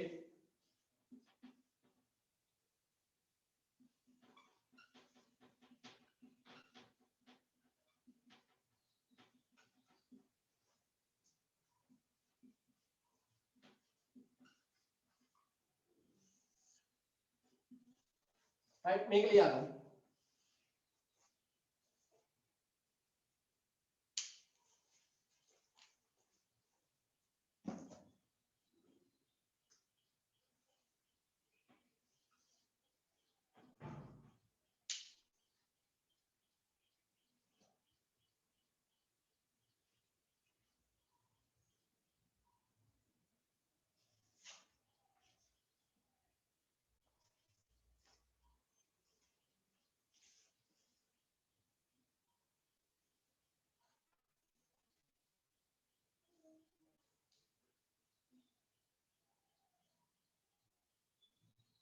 හරිද ලියාගෙන ඉවර නම් පුතේ ඕගොල්ලෝ chat එකට message එකක් දාන්න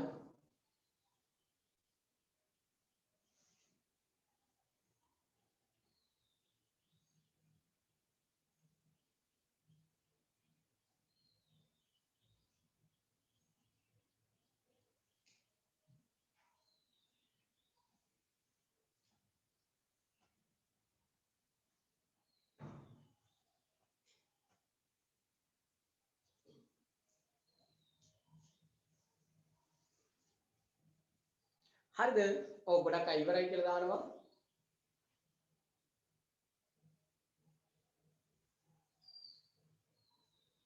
okay good හරි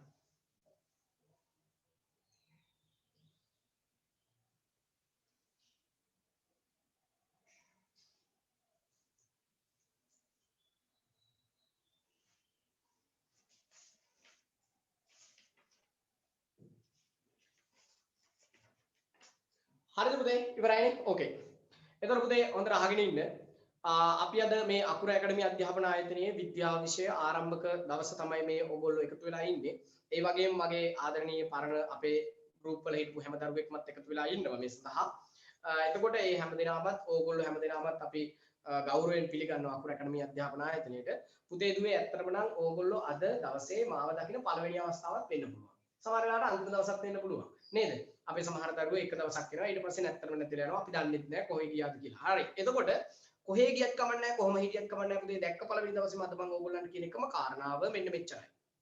පුතේ ඕගොල්ලෝ දැන් මේ කොරෝනා සිදුවීම නිසා ඇත්තටම නම් ගෙවල් වලට හිර වෙලා ඉන්නේ. මම දකින්නේ ඕගොල්ලෝ හැමෝටම කොරෝනා අපි හැමෝටම ලොකු පාඩම් ටිකක් කියලා දුන්නා. එකක් තමයි පුතේ අපි දැන් මේ Zoom තාක්ෂණය ඔස්සේ ඕගොල්ලන්ට ආවේ ඇත්තටම නම් මේ කොරෝනා සිදුවීම නිසානේ. හරිද?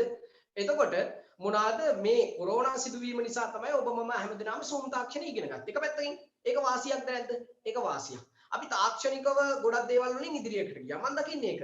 අර පෙරළුණු පිට හොඳයි කියලා අපි කියන්නේ. අන්න ඒ වගේ අපිට පුතේ ඕනෑම දුෂ්කරතාවයකදී අපි දකින්න ඕන මොකද්ද? අපි දකින්න ඕන පුතේ සාර්ථකත්වය. හරිද? ඕනම දුෂ්කරතාවයකදී අපි දකින්න ඕන සාර්ථකත්වය. අපි ඔయిత වඩා මානසිකව භෞතිකව වැටෙන්න පුළුවන්. කොයි වෙලාවෙදිත් පුතේ අපි මතක තියාගන්න අපි හරියට තමන්ගේ ජීවිතයේ ජයග්‍රහණය පස්සේ හඹාගෙන යන අර කවුද අර වෙලබ ගියා වගේ කියලා කියනෝනේ. ඒ නිසා පුතේ අපි ඔබට මං කියන්න යන්නේ මෙන්න මේ කාරණාව. අද ඕගොල්ලෝ දැකපු පළවෙනි දවස් තමයි මට මෙන්න මේ කාරණා ටික නොකියුවොත් පුතේ ඕගොල්ලන්ගේ මුළු ජීවිතේම මං කරන හානියක් කියලා හිතනවා. ඒ නිසා මේ කාරණා ටික කියලා දෙනවා. මේ කියලා දෙන කාරණා ටික පුතේ ඕගොල්ලෝ පන්තියට එක දිගට ආවත් කමක් නැහැ, නාමත් කමක් නැහැ. ජීවිතේට ප්‍රායෝගික කරගන්න. ආදරණීය දරුවනේ ඕගොල්ලන් දැන් මෙතන ඇති ශිෂ්‍යත්වයේ පාස් වෙච්ච දරුවෝ. මම දන්නේ අලුතෙන් ජොයින් වෙච්ච දරුවෝ ඇති. ශිෂ්‍යත්වයේ ෆේල් වෙච්ච අය ඇති. දැන් මම කැමරාව ඔන් කරලා ඕගොල්ලන්ට අත උස්සන්නේ කිව්වොත් ශිෂ්‍යත්වයේ සමත් වෙලා කියලා. ඕගොල්ලොන්ගෙන් මෙතන ඉන්න 150කටත් වැඩිය නැහැ ශිෂ්‍යත්වයේ සමත් වෙච්ච අය. ශිෂ්‍යත්වයේ අසමත් වෙච්ච අය අත උස්සන්න කියලා කිව්වොත් අත උස්සන්නේ කැමරාවකවත් ඔන් කරන්නේ නැහැ. පන්තියට ලෙෆ්ට් වෙලා යයි. මොකද ඒ තරම් ලැජ්ජයි. හැබැයි ශිෂ්‍යත්වයේ ෆේල් වෙලා කිව්වොත් මම නම් මගේ අත් දෙක මුස්සනවා. මොකද මම ශිෂ්‍යත්වයේ ෆේල් නිසා.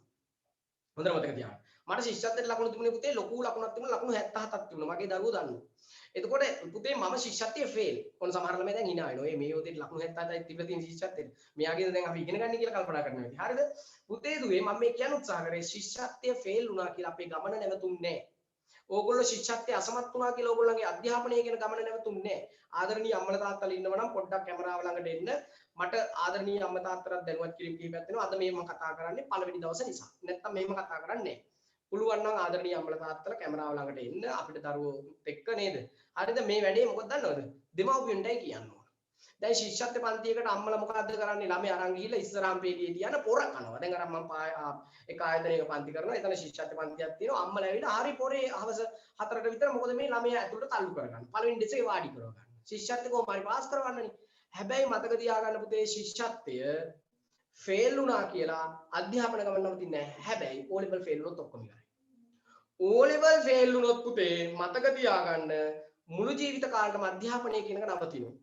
ඒ නිසා ආදරණීය අම්මා තාත්තා හැමෝම මතක තියාගන්න ඕගොල්ලන්ගේ දරුවව උපරිමයට ගේන්න නම් O level විභාගය හරියට කරවන්න. O level විභාගය හරියට කරගත්තොත් මගේ ආදරණීය දරුවෝ ඕගොල්ලන් A level විභාගය කරගන්නෝ. A level විභාගය කරගත්තා කියන්නේ පුතේ මතක තියාගන්න ඕගොල්ලන් විශ්වවිද්‍යාලය යනවමයි. විශ්වවිද්‍යාලයේ ගියාම ඕගොල්ලන්ට උපාධියක් හම්බ වෙනවා. උපාධියට රැකවරණයක් තියෙනවා මතක තියාගන්න. ඒ නිසා ඒක ජීවිතේට ආභරණයක්. හරිද? දැන් ඔන්න ඕගොල්ලන්ගේ අරමුණ මොකද්ද? විශ්වවිද්‍යාලයට යන එක. පුතේ මම විශ්වවිද්‍යාලයට යනවා කියලා හිතාගත්තේ 8 වසරේ. හරිද? grade 8 වලදී. මම ඕගොල්ලන්ට රස කතාවක් කියන්නම්. මම පුතේ grade 8 වලදී පන්තියේ 48 වෙනියා. 49 දෙනෙක් හිටිය පන්තියේ මම ෆේල් වෙන්න ඕන වෙන්න හිටියේ. වෙලාවට පන්ති පාර ටීචර් මට දඬුවමක් වශයෙන් පරණ පොත් ටිකක් දීලා මාව ඊගව පන්තියට තල්ලු කරා. මං ඊට පස්සේ කල්පනා කරා මේ වැඩේ හරියන්නේ නැහැ. ඇත්ත මේ කියන්නේ. හරිද? ඊට පස්සේ පුතේ grade 9 වලදී මම පන්තියේ 17 වෙනියා. පළවෙනියා උන්නේ නැහැ. හරිද? 17 වෙනියා. ඊට පස්සේ 10 වසරේදී මම පන්තියේ 4 වෙනියා. රයිට්. ඊට පස්සේ පුතේ අපිට අපේ මේ වෙනිය ප්‍රකාශ කරේ නැහැ. නමුත් මම දන්නවා මම පන්තියේ දෙවෙනියට වගේ ඉන්නේ. හරිද? ඒ තරම් මම මහන්සි වුණා වැඩ කරා. එතකොට පුතේ ඕගොල්ලන්ගේ ජීවිතේ හැරවුම් ලක්ෂය මොකක් හරි දෙයක් වෙන්න මොනවද කියන්නේ පුතේ මම ඕගොල්ලන්ට කියන්නේ ඕගොල්ලන්ගේ ජීවිතේ ක්‍රිටිකල් පොයින්ට් එකක් එන්න පුළුවන්. ඒ ක්‍රිටිකල් පොයින්ට් එක මේ කොරෝනා වෙන්න පුළුවන්. ඒ නිසා පුතේ ආදරණීය දරුවනේ මතක තියාගන්න අද දින සිට මේ පටන් ගත්ත ඔන්ලයින් පන්තිය හෝල් ක්ලාසස් පටන් ගත්තා. අපි දෙසැම්බර් දක්වා විතරක් නෙමෙයි ඊගාව අවුරුද්දේ දෙසැම්බර් දක්වාම ඕගොල්ලන් O level ලියනකම් අරගෙන යනවා. හොඳට මතක තියාගන්න. ඒක තරේම මතක තියාගන්න. මේක මේ කොරෝනා ඉවර වෙච්ච ගමන් නතර වෙන ඔන්ලයින් පන්තියක් නෙමෙයි ඇකඩමියක් නෙමෙයි. එක දිගට අඛණ්ඩව යනවා. ඒ කියන්නේ ලංකාවේ කුහේ හිටියත් දරුවනේ ඕගොල්ලන් අපිත් එක්ක එකතු වෙන්න පුළුවන්. ස්ථිරයි ඒකාන්තයෙන්ම එකක් ගන්න වැඩ පිළිවෙල අපි ළඟ තියෙනවා. ඉතින් මේ වෙනුවෙන් වැඩ කරන විදිය අපි ඕගොල්ලන්ට කියලා දෙන්නම්. එකතු වෙන්න පුතේ. හරිද? දරුවනේ ඕගොල්ලන්ට මට කියන්න තියෙන මෙන්න මේකයි. යම් දෙයක් තේරෙනවා නම් එතන නවතින්න. කොයිතරම් ළමයි හිටියත් කොයිතරම් වැඩ දාලා ගුරුවරු මේ පෙන්නුවත් නිකන් වීඩියෝ පෙන්නුවත් ඕගොල්ලන්ට වැඩක් නැහැ වැඩේ තේරෙන්නේ නැහැ.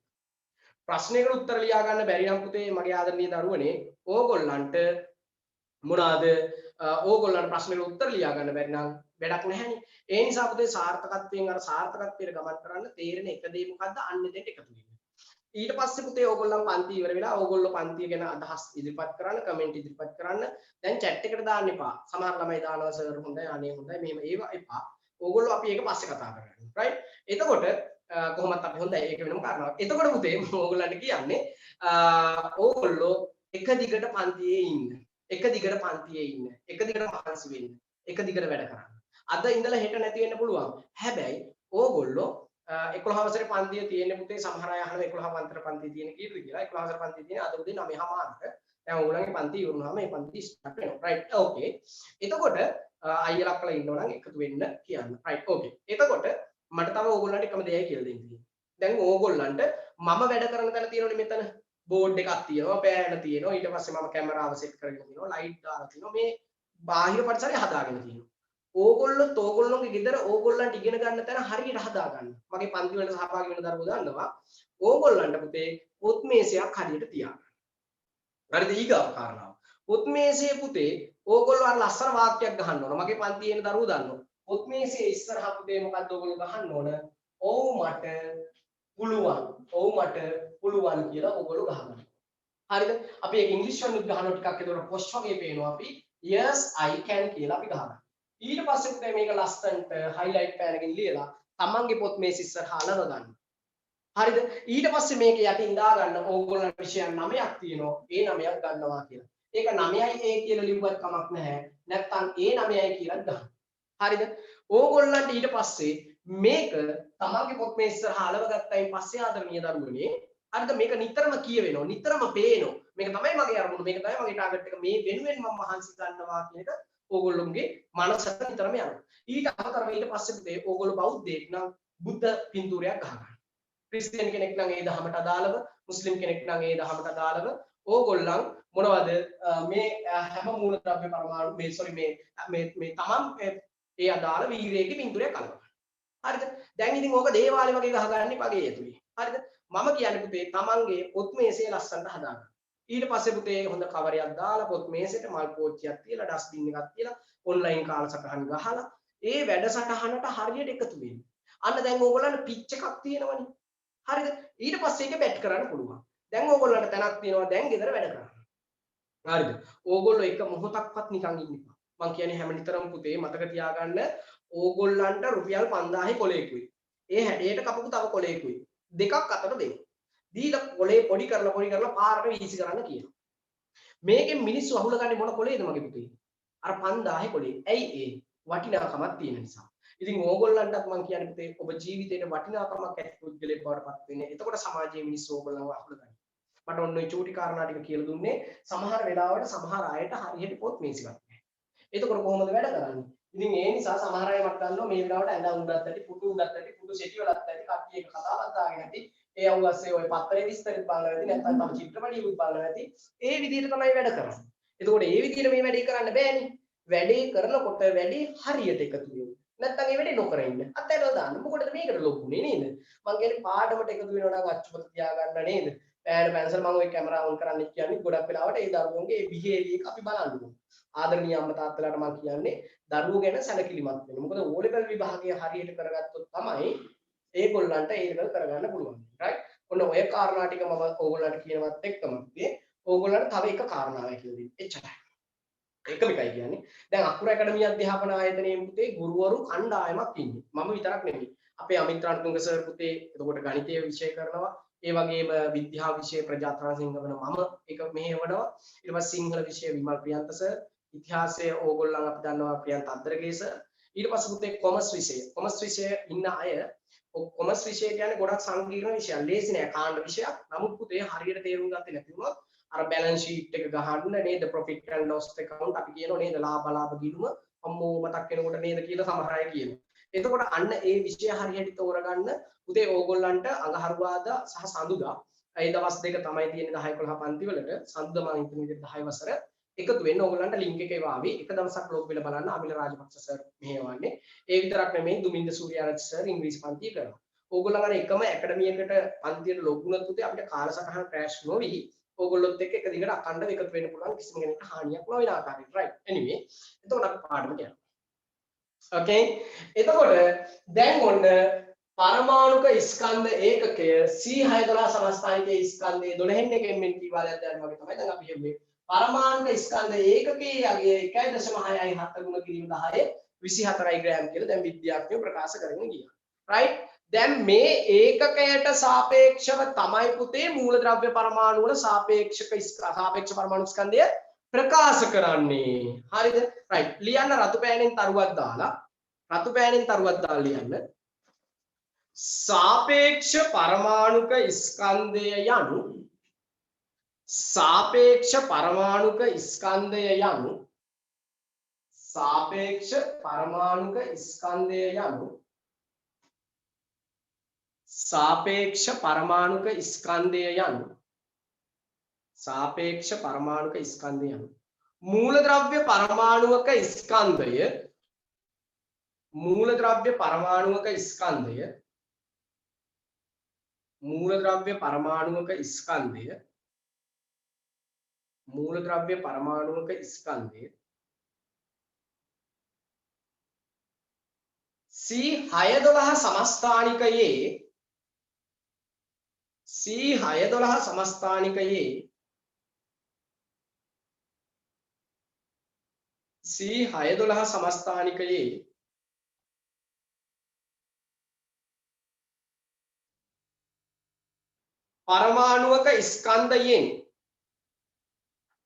පරමාණුක ස්කන්ධයෙන් පරමාණුක ස්කන්ධයෙන්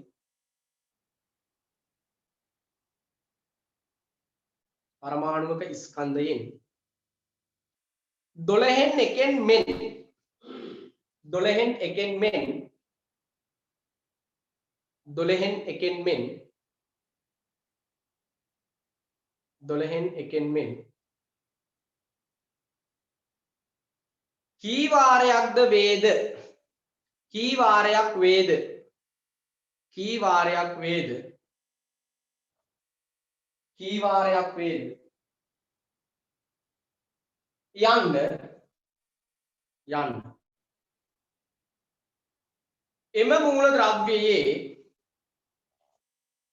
එම මූල ද්‍රව්‍යයේ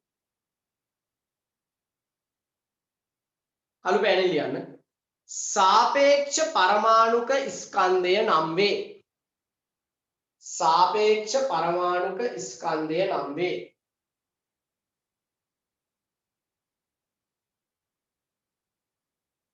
सापेक्ष परमाणुक स्कंदය නම් වේ सापेक्ष परमाणुक स्कंदය නම් right එතකොට පුතේ सापेक्ष परमाणुक स्कंदය ගණනය කරන්න සූත්‍රයක් තියෙනවා ඒ සූත්‍රය ලියා ගන්න ඕන හරිද सापेक्ष परमाणुक स्कंदය ගණනය කරන්න ඒ මේ සූත්‍රයක් තියෙනවා අපි ඒ සූත්‍රය දැන් ලියා ගමු right මේ බෝඩ් එකේ තියෙන එක ලියා ගන්න सापेक्ष परमाणुक स्कंदय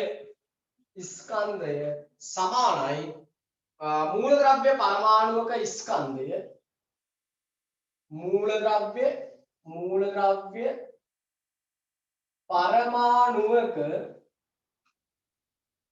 परमाणुक स्कंदय बेदीम මොනවාද C612 ස්කන්ධය නැත්නම් අපි ගත්තම C612 පරමාණුක ස්කන්ධය ගුණ කිරීම 12න් 1 හරිද ඔක ලියා ගන්න මේක ලියලා කොටු කරගන්න ඔක ගොඩක් වැදගත් ඔබ කොට කරගන්න. හරිද? ඊට පස්සේ අපි යනවා මේකෙන් ගණන් හදන්න. හැබැයි අන්නේ ගණන් හැදීමෙන් තමයි ගොඩක් වැදගත් වෙන්නේ. බය වෙන්න එපා නේ චූටි ගණන් ටිකක් තියෙන්නේ ඈ. වැඩේ තියෙන්නේ අපේ කට්ටියට මේ අර දශම සංඛ්‍යා අමාරුයිනේ. මම ඒ නිසා ඔය දශම සංඛ්‍යා අමාරු කට්ටියට කියන්නේ ඔය ශිෂ්‍යත්ව පන්ති වල තියෙන ගණිත ගැටලු කියලා පන්ති. අන්න ඒ වගේ පන්තියකට සම්බන්ධ වෙන්නේ. හරිද? ඒ වගේ අසමත් අමාරු කෙනෙක් ඉන්නේ. ඔය ඉතින් දැන් ඔන්න සර් මේ මොනවාද කියලා මට බලන්න.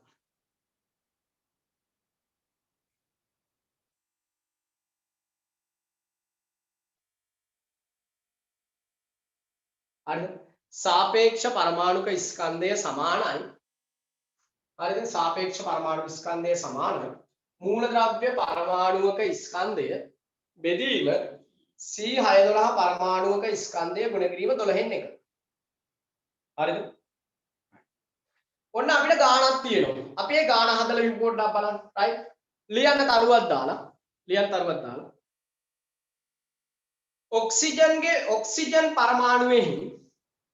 ඔක්සිජන් පරමාණුවෙහි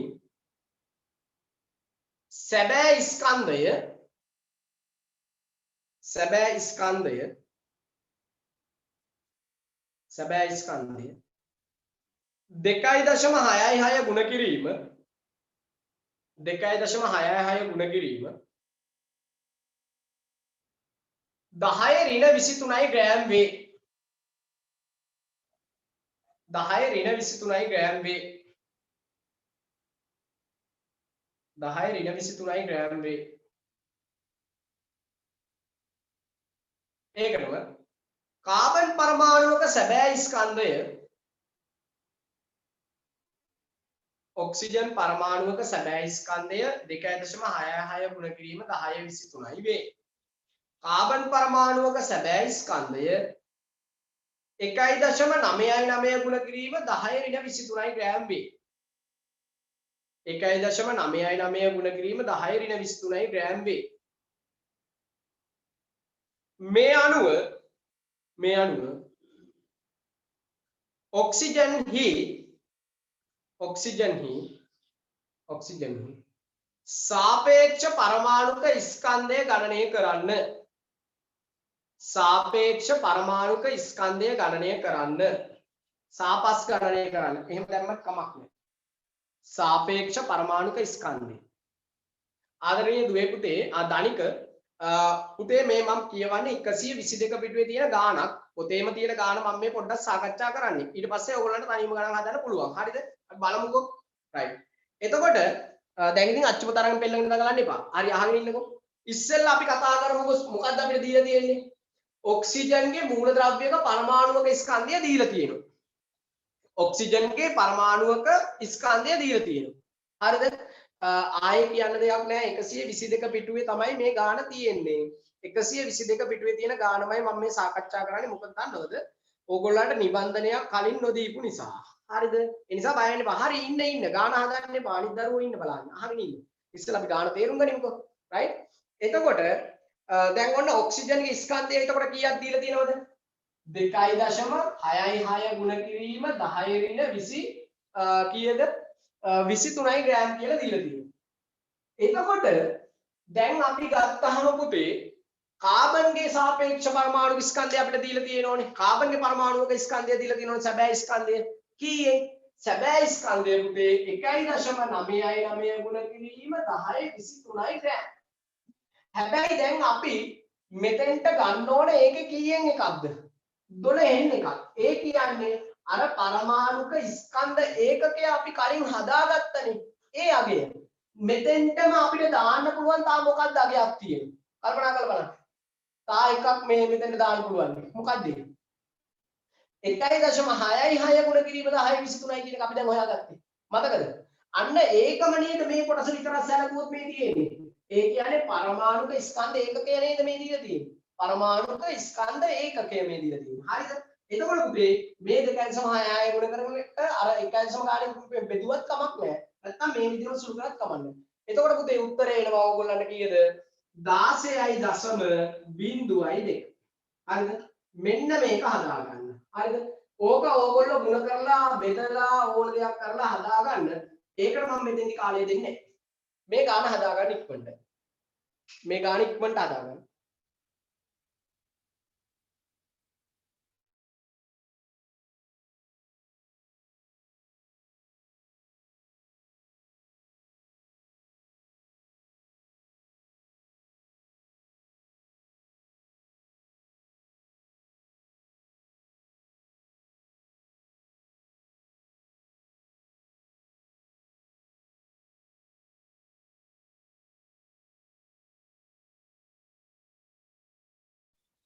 හරිද? ඕකේද පුතේ? හරි. very good. right. පුතේ දැන් මේ විදියට අපිට සත්තකින්ම නම් ගණනය කිරීම කරගන්න අමාරුයි. මම අන්න ඒක බය නැතුව ඉන්න කිව්වේ. හරිද? මේ විදියට ගණනය කිරීම කරගන්න අමාරුයි. දැන් සමහර ළමයි ඔළුව ඇත ගහගෙන මගේ අම්මේ මේ වගේ ගණන් කොහොමද අපි හදන්නේ කියලා කල්පනා කරනවා. අපි කැල්කියුලේටර් වලින් යන්නේ මේක හදන්නේ. කියලා දැන් කල්පනා කරනවා. හැබැයි මේමයි ගණනය කිරීම එනවා විභාගෙට. එක සැරයක් දුන්නා පුතේ කොහොමද දන්නවද? කඩල ඇටයක ස්කන්ධය මෙන්න මේ වගේ ප්‍රමාණයක් තියෙන්නේ. ඒක මේ වගේ ප්‍රමාණයකින් ගුණ කරාම කීයද එනවා කියලා. දකුණු පළාත් සභා පේපරේ තිබුණා එක සැරයක් අවුරුද්දක අවසාන අවුරුද්දේ. එතකොට පුතේ අපි ගත්තයින් පස්සේ ඕගොල්ලෝ කොයි විදිහකට දුන්නත් මේ සූත්‍රයට ආදේශ කරලා හදාගැනීමේ හැකියාව තියෙන්න ඕන. හොඳේ පුතේ. ඒ නිසා මේකෙන් ඕගොල්ලන්ට තව විසඳු අභ්‍යාස කිහිපයක් තියෙනවා. මොනවාද ඔය පොටෑසියම් වල ස්කන්ධය දීලා එකකදී අහලා තියෙනවා. ඒත් මේ විදිහටම තමයි හදන්නේ. හරිද? ආදේශ කිරීම කරගන්න. හරිද? ඊළඟට ඕගොල්ලන්ට ඒනම් ස්කන්ධය දීලා තියෙනවා 8ක් කියලා මෙහෙම දීලා තියෙනවා. රයිට්? මට ඔය ටික මම ඕගොල්ලන්ට දැන් කතා කරන්න යන්නේ නැහැ. පුතේ මේ මූලද්‍රව්‍ය කීපයක සාපේක්ෂ පරමාණු ස්කන්ධය විද්‍යාඥයෝ ගණනය කිරීම සඳහා පහසුවට අපිට ඒක වෙනම අරගෙන තියෙනවා. ඒකට අර දශම සංඛ්‍යා නැහැ. දැන් ඔන්න ඕගොල්ලන්ගේ 123 පිටුව පෙළ ගන්න මගේ පුතේ. මේකේ තියෙනවා පළවෙනි මූලද්‍රව්‍ය 20ටම අවශ්‍ය සාපේක්ෂ පරමාණු ස්කන්ධය. right? ලියන්න තරුවක් දාලා මූලද්‍රව්‍ය කිහිපයක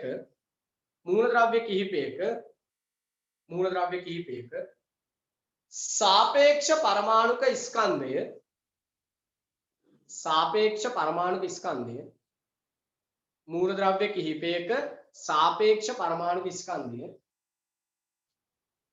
පහත වගුවේ දැක්වේ. පහත වගුවේ දැක්වේ. පහත වගුවේ දැක්වේ. පහත වගුවේ දැක්වේ. තව එකම එක දෙයක් කියන්න අමතක වුණා පුතේ. දැන් ඔන්න මේ මූලද්‍රව්‍ය ඔක්සිජන්ගේ පරමාණු ස්කන්ධය කියේ අප්‍රකාශ කරේ ග්‍රෑම් වලින්නේ. එතකොට කාබන් වල ස්කන්ධය ප්‍රකාශ කරන්නේ කීයද? ග්‍රෑම් වලින්නේ. එතකොට මේ ග්‍රෑම්ට මේ ග්‍රෑම් කැපෙනවා. හොඳට මතක තියාගන්න සාපේක්ෂ පරමාණු ස්කන්ධයේ ඒකකයක් නැති බව. මට ඒක කියන්න බැරි වුණා.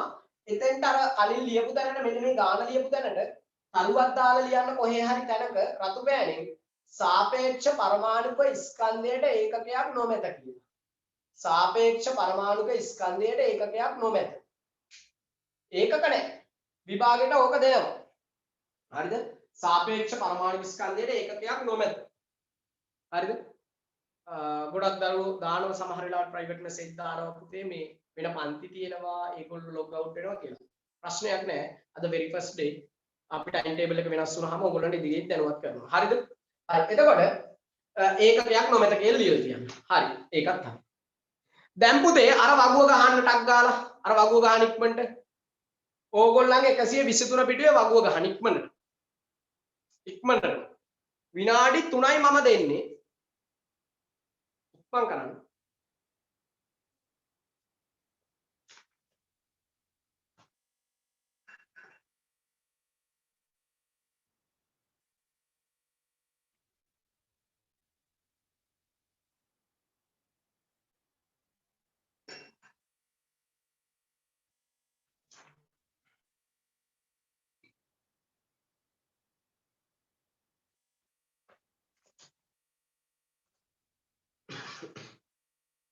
ඔය වගුව ගහන ඉක්මනට හැමෝම 123 පිටුවේ වගුව පුතේ.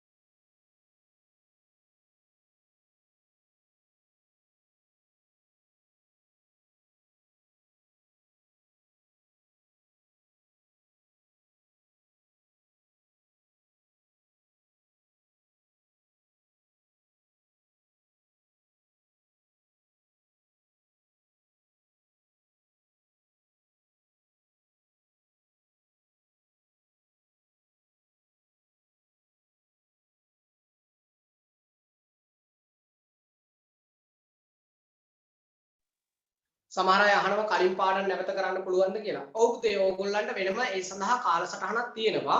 ඒක අපි තව ටික දවසකින් ඕගොල්ලන්ගේ group එකට එවනවා. ඉදිරියේදී ඕගොල්ලන්ට උදේවරු අරගෙන අපි පාසල් කාලසටහන ඕගොල්ලන්ගේ ක්‍රෑෂ් නොවෙන්න ඕගොල්ලන්ට කිසිම හානියක් නොවන විදිහට අපි අපේ කලින් පාඩම් ටික කරන ඔක්කොම.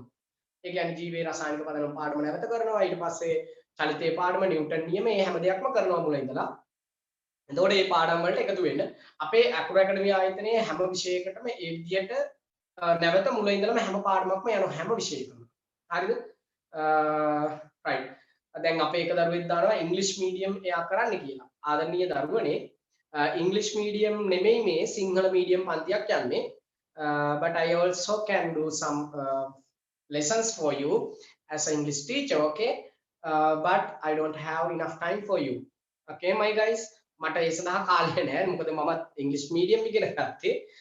එතකොට මට ඔයාට ඉංග්‍රීසි මීඩියම් උගන්වන්න බෑ. ඉතින් ඕගොල්ලන්ට ඉංග්‍රීසි මීඩියම් පන්තියක් ඒ සඳහා තෝරගන්න වෙනවා පුතේ. ඒකට වෙනම පන්තියකට එකතු වෙන්න. හරිද? අපි සිංහල මීඩියම් තමයි මේ පන්තියේදී කරගෙන යන්නේ. මෙහෙමයි ඉංග්‍රීසි මීඩියම් ඔයා කරත් ඔයා සිංහල මීඩියම් පන්තියකට යන්නේ එක නම් ගොඩක් වටිනවා. මොකද විෂය කාරණා තේරුම් ගන්න හරි අමාරුයි. නේද? ඒ නිසා ඔයාට සිංහල මීඩියම් පන්තියකට ජොයින් වෙන එකත් වටිනවා. රයිට් ඕකේ. මෙහෙමයි ඔය වගුව ගහන්න මම දන්නවා ඕගොල්ලන්ට විනාඩි 3යි කිව්වට පැය භාගයකට වැඩි යන ඔය ළමයින්ට කැටයම් දාලා ඕක කරනකොට දැන් කරුණාකරලා ඕක නවත්තන්න. හරිද? මොකද ඕක භාගයට කරලා තිබුණායින් පස්සේ මම දන්නවා ඕගොල්ලන්ට වැඩක් ඉවර වෙලා නැහැ. ඒක ඉවර කරන්න උවමනාව තියෙනවා කියන එක හරියි. දැන් ඕක නවත්තන්න කරුණාකරලා කියන දේ අහන්න. හරිද? හැමෝම දැන් ඕක නවත්තන්න. ඒත් සමහර අය හොරාට ලියනවා නවත්තන්න. අහගෙන ඉන්න. ඊළඟ මාතෘකාව ගන්න සාපේක්ෂ අණුක ස්කන්ධය. सापेक्ष अणुक स्कंदय सापेक्ष अणुक स्कंदय अणुक स्कंदय स्कंदय सापेक्ष अणुक स्कंदय सापेक्ष अणुक स्कंदय හරිද දැන් මේකත් අර වගේම තමයි දැන් ඉතින් ආපහු මුලින් ඉඳලා මම අර පඩි කතා කියන්න ඕන නෑ අර හොයාගත්ත මේක හොයාගත්ත ඒම බෑ දැන් මම කතා කරන්න යන්නේ සාපේක්ෂ අනුස්කන්ධය අර කලින් වගේම තමයි දැන් කාට සාපේක්ෂවද දැන් අපි පුතේ මේ මූලද්‍රව්‍ය වල ස්කන්ධය ප්‍රකාශ කරන්නේ හැමෝම අයියෙන් ගෙදරට කැමර දීලා කියන්න බලන්න C612 සමස්ථානිකයේ ස්කන්ධයෙන් 12 එකක් මෙන් කියලා කියන්නේ. ඒතර මිනිස්සු බලන්න මේ මොකද්ද මේ වුනේ කියලා. අම්මේ බය වෙන්න එපා. ඒ තමයි මූලද්‍රව්‍ය පරමාණු වල ස්කන්ධය මනින ඒකකය. අම්ම බය වෙනවා වගේ බලන් ඉන්නවා. හා නිකන්. ආගෙන ඉන්න. ඔන්න බලන්න පුතේ සාපේක්ෂ පරමාණුක ස්කන්ධය ප්‍රකාශ කරා වගේම C612 සමස්ථානිකය භාවිතා කරලා සාපේක්ෂ අණුවක ස්කන්ධය දැන් අපි ගණන් කරන්න යන්නේ. අණු කියන්නේ මොනවද? දැන් අපි මෙහෙම එකක් ගන්න මගේ පුතේ හයිඩ්‍රජන් කියන්නේ පරමාණුවක්. හයිඩ්‍රජන් තවත් හයිඩ්‍රජන් එක්ක එකතු වෙලා හදනවා මගේ පුතේ H2 කියන අණුව. මොනවයි හදන්නේ? H2 කියන අණුව හදන්නේ. ඊට පස්සේ ඔක්සිජන් කියලා එකක් තියෙනවනේ. ඔක්සිජන් නෙමෙයි ඔක්සිජන්.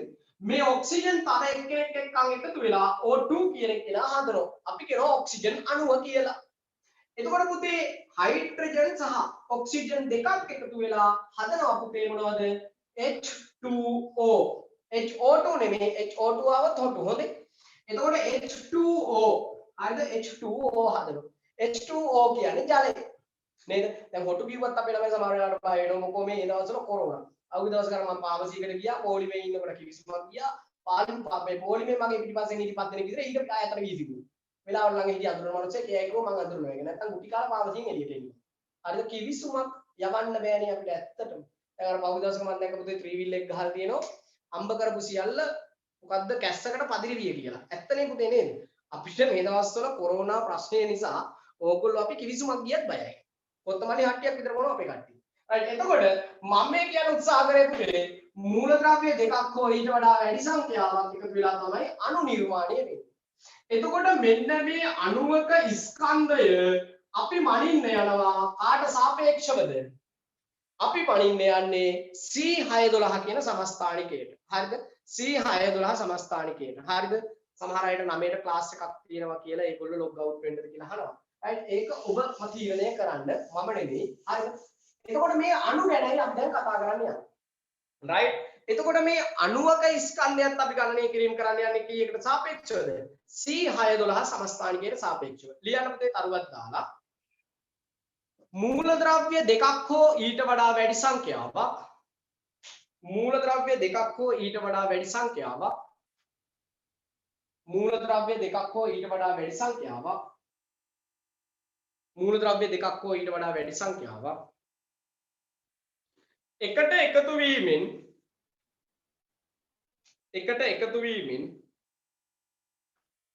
එකට එකතු වීමෙන් අණු නිර්මාණය වේ. අණු නිර්මාණය වේ. අණු නිර්මාණය වේ. අණු නිර්මාණය වේ.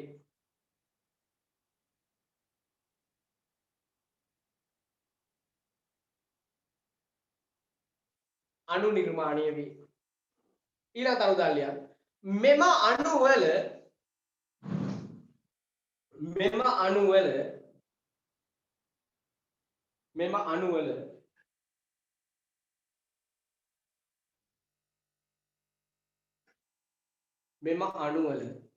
ස්කන්ධය ගණනය කිරීම සඳහා ස්කන්ධය ගණනය කිරීම සඳහා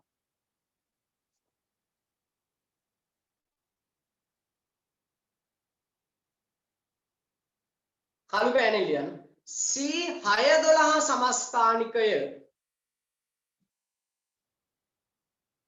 C612 සමස්ථානිකය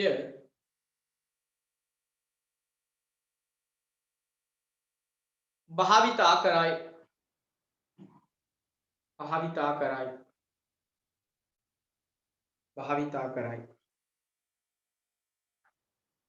right රතු පෑනේ ලියන්න පුතේ. රතු පෑනේ ලියන්න. සාපේක්ෂ අණුක ස්කන්ධය යනු සාපේක්ෂ අණුක ස්කන්ධය යනු සාපේක්ෂ අණුක ස්කන්ධය යනු සාපේක්ෂ අණු ස්කන්ධය යනු යම් අණුවක ස්කන්ධය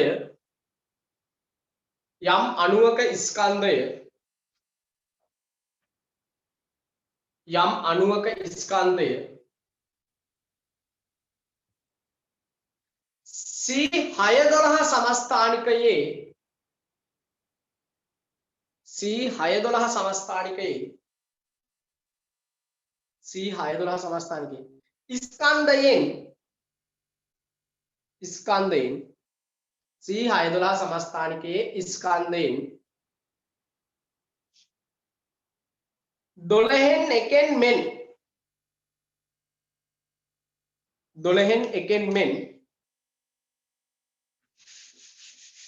12න් එකෙන් මෙන් කී වාරයක්ද යන්න වේ 12න් එකෙන් මෙන් කී වාරයක්ද යන්න වේ right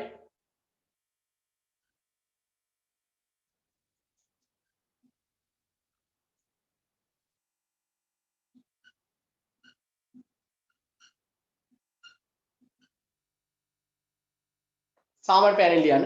එය පහත ලෙස අධ්‍යයනය කළ හැකිය. එය පහත ලෙස ගණනය කළ හැකිය.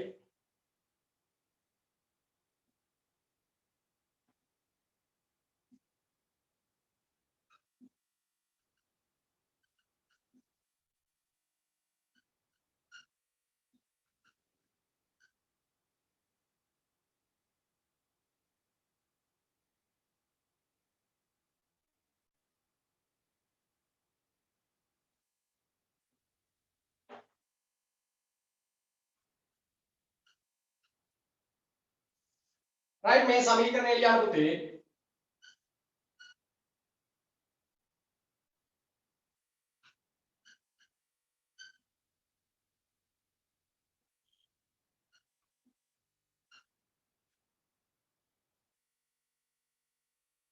මේක ලියාගන්න මේ සමීකරණය.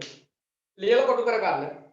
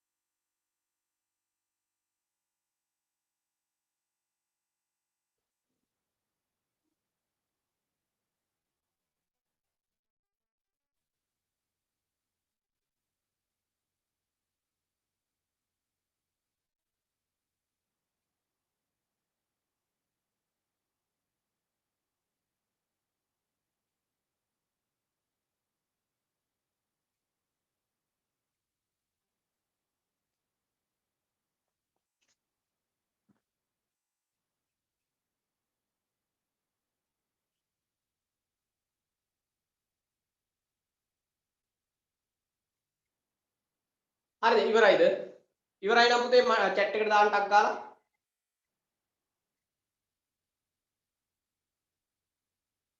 okay good ඔව් නම් ඔව් කියලා දාන්න. okay හරි ඊගාව කොටසට යමු පුතේ. right අපි ලියාගමු ගාන. ලියන්න ගාන. carbon dioxide CO2 CO2 carbon dioxide ලියන ගාන කාබන් ඩයොක්සයිඩ්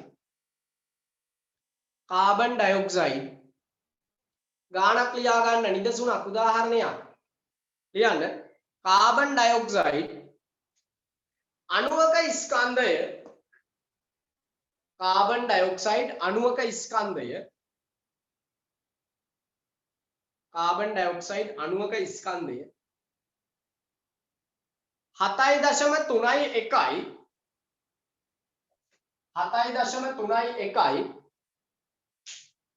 7.31 ගුණ කිරීම 10-23 ග්‍රෑම් වේ. ගුණ කිරීම 10-23 ග්‍රෑම් වේ. ඍණ 23යි හොඳද? 10-23 ග්‍රෑම් වේ.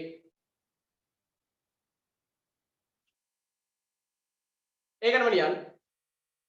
කාබන් පරමාණුවක සැබෑ ස්කන්ධය කාබන් පරමාණුවක සැබෑ ස්කන්ධය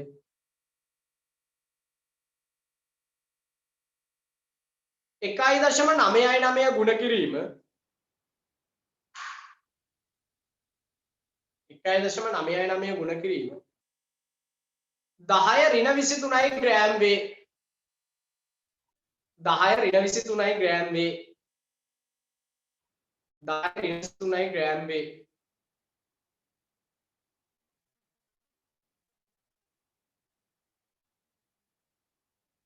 right. CO2 හි සාපේක්ෂ අණුවිස්කන්ධය සොයන්න. CO2 හි සාපේක්ෂ පරමාණුක ස්කන්ධය සොයන්න. sorry CO2 හි සාපේක්ෂ අණුවිස්කන්ධය සොයන්න. CO2 හි සාපේක්ෂ අණුවිස්කන්ධය සොයන්න. හරි පුතේ මේ අහගෙන ඉන්න. මම දන්නවා දැන් ඔයගොල්ලෝ පොත දිහා බලාගෙන ඉන්නේ. පොතේ තියෙන ගාන දීපු නිසා. අහගෙන ඉන්නේ ඒක නෙමෙයි. මේක වැඩි. දැන් ඔන්න අපිට මේ සමීකරණයට දාලා ගණන් හැදීමේ හැකියාව තියෙන්න ඕන. විභාගයට අහනවා. හරිද? දැන් එතකොට ඕගොල්ලන්ට දීලා තියෙනකොට පළවෙනියටම ඕගොල්ලෝ අනිවාර්යයෙන් මේ සමීකරණය ලිවිය යුතුමයි. මේ සමීකරණයත් අර කලින් සමීකරණයත් තමන් පොත් මේසේ ඉස්සරහා ගහලා මතක තියාගන්න. මොකද මේවා අනිවාර්ය සාධක. හරිද? හොඳට අහගෙන ඉන්න. එතකොට මගේ පුතේ දැන් ඔක්සිජන් වල සාපේක්ෂ අපිට සැබෑ ස්කන්ධය දීලා තියෙනවානේ. කීයද? 7.31 ගුණ කිරීම 10-23 ග්‍රෑම්. ඔන්න සැබෑ ස්කන්ධය දීලා තියෙනවා. එතකොට පුතේ දැන් අපි මෙන්න මේක C612 සමස්ථානිකයට සාපේක්ෂවනේ බලන්න ඕන. එතකොට C612 සමස්ථානිකයේ 12 එකක් නේ. එතකොට ඒකේ අගය කීයක් ආවද අපිට? 1.99 ගුණ කිරීම 10-23 ගුණ කරන්නේ බෙදන්න ඕන අපි 12 නේද? 1.99 ගුණ කිරීම 10-23 ග්‍රෑම් අපි ගුණ කරන්න ඕන කියන 12 එකෙන්. මතකයිනේ මේ කොටස මම අර කලින් කියලා දුන්නේ කනේ සාපේක්ෂ පරමාණු ස්කන්ධය හොයපු එකනේ මතකද? රයිට් ඒක දැන් ඉතින් අහන්න එපා. එතකොට මෙතන ග්‍රෑම් මේ ග්‍රෑම්ට මේ ග්‍රෑම් කැපෙනවා. එතකොට පුතේ අපිට එනවා උත්තරය 44යි කියලා. මතක තියාගන්න එතෙන්දිත් ඒකක නැහැ. ඒකක නැහැ. පැහැදිලිනේ? රයිට්. දැන් මේක ඉක්මනට ලියා ගන්න. මේක ඉක්මනට ලියන්න. සූත්‍රයත් එක්කම ලියන්න ඕන. හොඳද? සූත්‍රයත් එක්කම ලියන්න ඕන.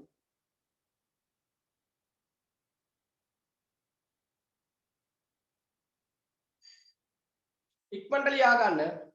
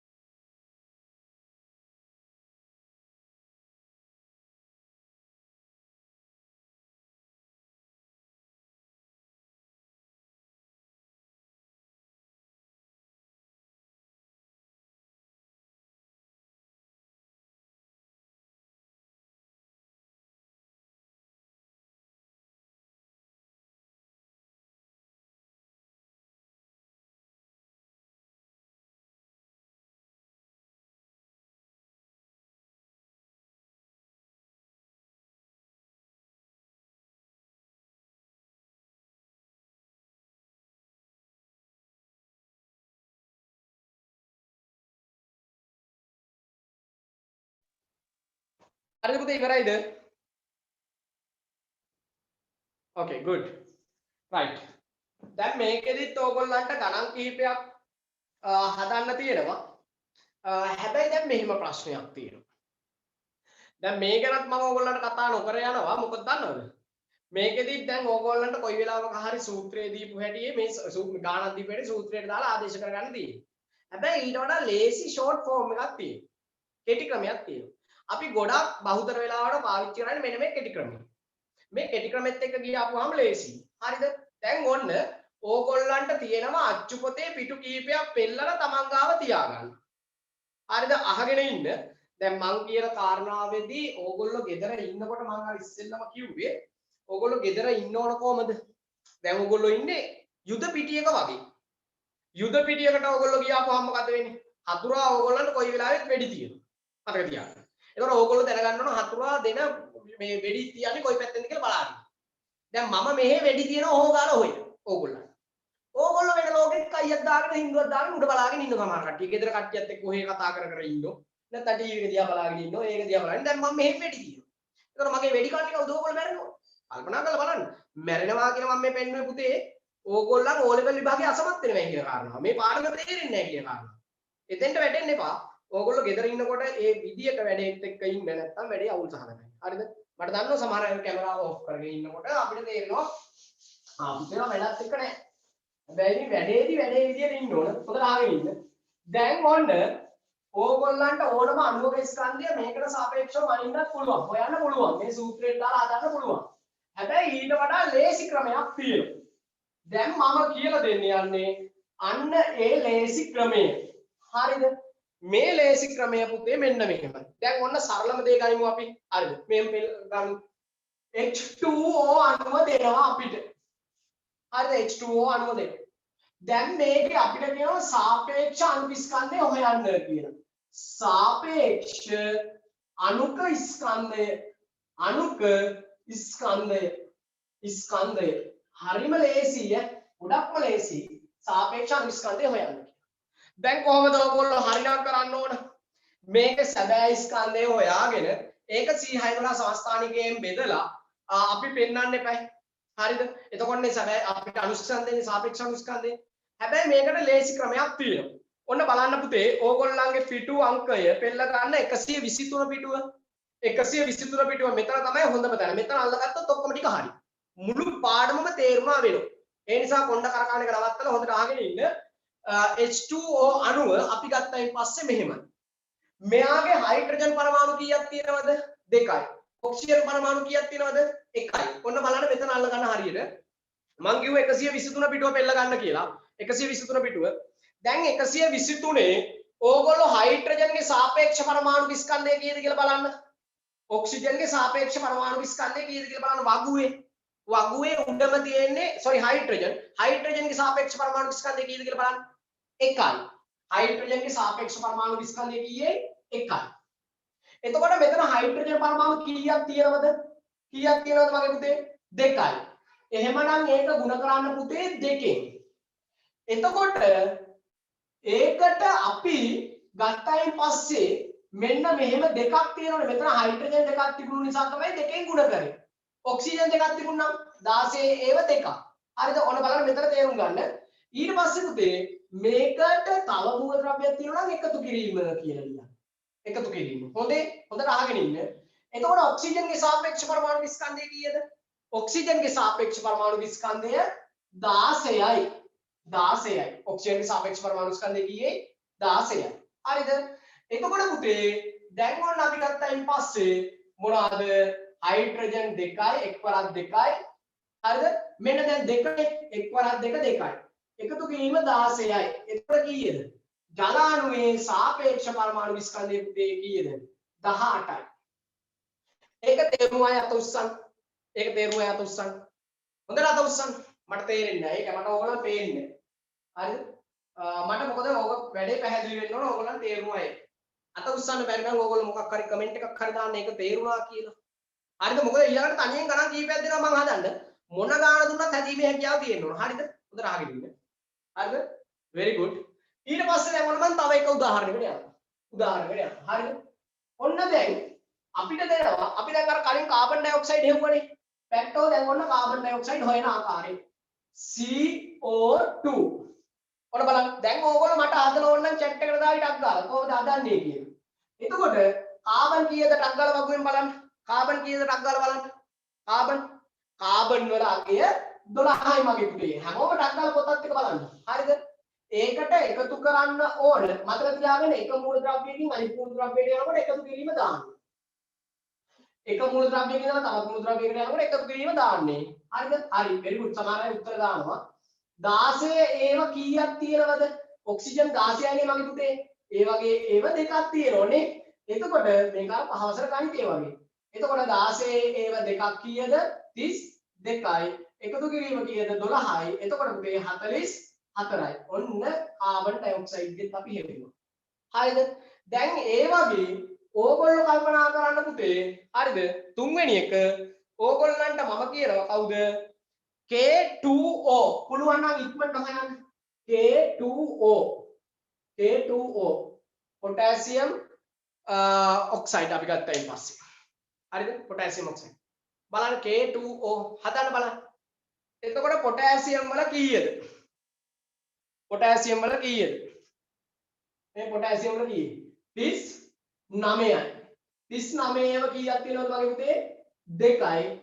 ඒකට එකතු කරන්න ඕන කීයක්ද? 16ක්. එතකොට කීයද? අක්කාලා දාන්න. ඉක්මනට දාන්න. ඉක්මනට දාන්න. අපේ ළමයි දැන් වැඩේ අල්ලගෙන තියෙන්නේ. කීයද? ඔව් 94යි.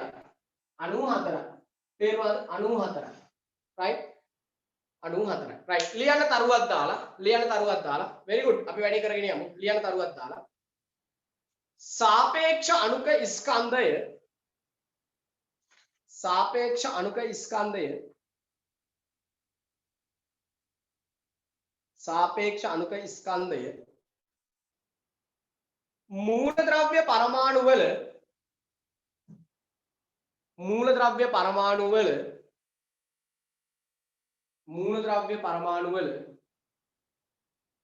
मूलद्रव्य परमाणु वल सापेक्ष परमाणुक स्कंद मूलद्रव्य परमाणु वल सापेक्ष परमाणुक स्कंद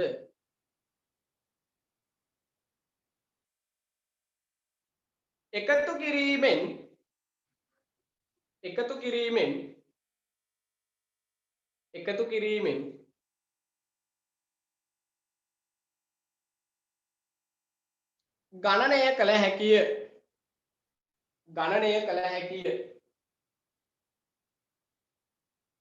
ගණනය කළ හැකිය. හරිද? උදාහරණ කියලා මේ ටික ලියා ගන්න. උදාහරණ කියලා. එක ළමයට තේරුන්නේ නැහැ කිව්වා.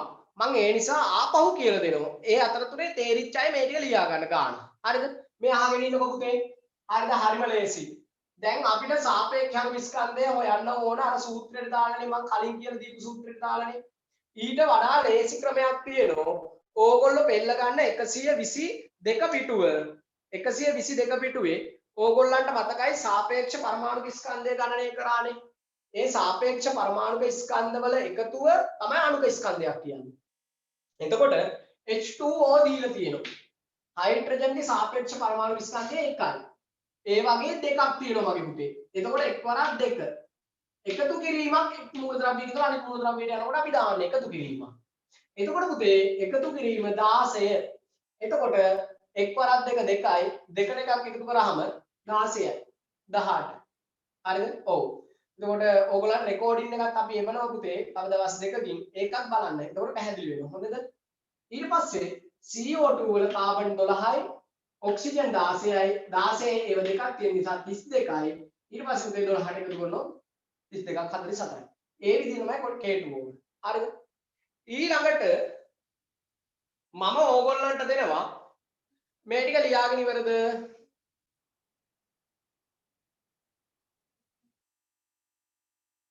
ලියලා ඉවරද ලියලා ඉවර නම් ඉක්මනට chat එකට මැසේජ් දාන්න පුතේ හරි මම මකනවා බෝඩ් එක මකනවා හරිද? දැන් ඕගොල්ලෝ මම දෙන මෙන්න මේ ගණන් ටික හදන්න. මම දෙන මේ ගණන් ටික හදන්න ඕනේ. හරිද? ඉක්මනට හදමු වගේ පුතේ. රයිට්? ඉක්මනට හදමු. Magnesium oxide. Magnesium oxide. ටක් ගාලා වගුව බලාගෙන හදන්න. හරිද? 1 මැග්නීසියම් ඔක්සයිඩ්. 2 මොනවාද? HCl hydrochloric අම්ලය. 3 මොනවාද? CH4 4 KCl 5 HNO3 नाइट्रिक अम्ल 6 CH3COOH දැන් ඔන්න එන්න සංකීර්ණ වෙනවා ඊට පස්සේ H2SO4 ඊට පස්සේ 8 මොනවාද कैल्शियम कार्बोनेट හරිද 9 මොනවාද KM sorry අපි දාමු මොනවාද कैल्शियम असोडियम हाइड्रोक्साइड NaOH ඊට පස්සේ අන්තිම එක 10 कैल्शियम क्लोराइड ඔය ගණන් 10 ඉක්මනට හදන්න. ඒ අතරතුරේ කැමරා ඔන් කරන්න පුතේ හැමෝම කැමරා ඔන් කරන්න. ඒ අතරතුරේ ගණන් ටික මගේ පුතාලා හදන්න හැමෝම. තේරෙන්නේ නැත්නම් chat එකට මැසේජ් දාන්න පුතේ. තේරෙන්නේ නැත්නම් කියලා දෙනවා ආපහු සැරයක් හොඳද? තේරෙන්නේ නැත්නම් අහන්න. හරිම ලේසි.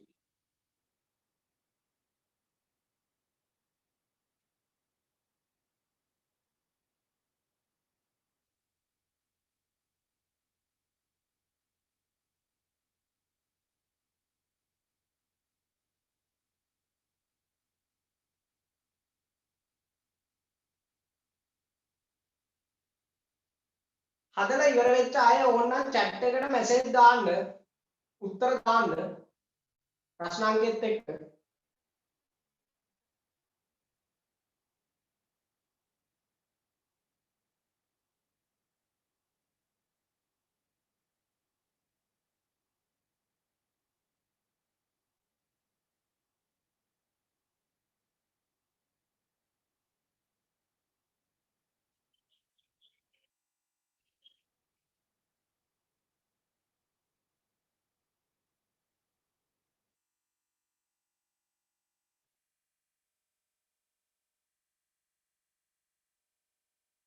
සමහර අය උත්තර දාන මේ අතරතුරේ හොඳයි.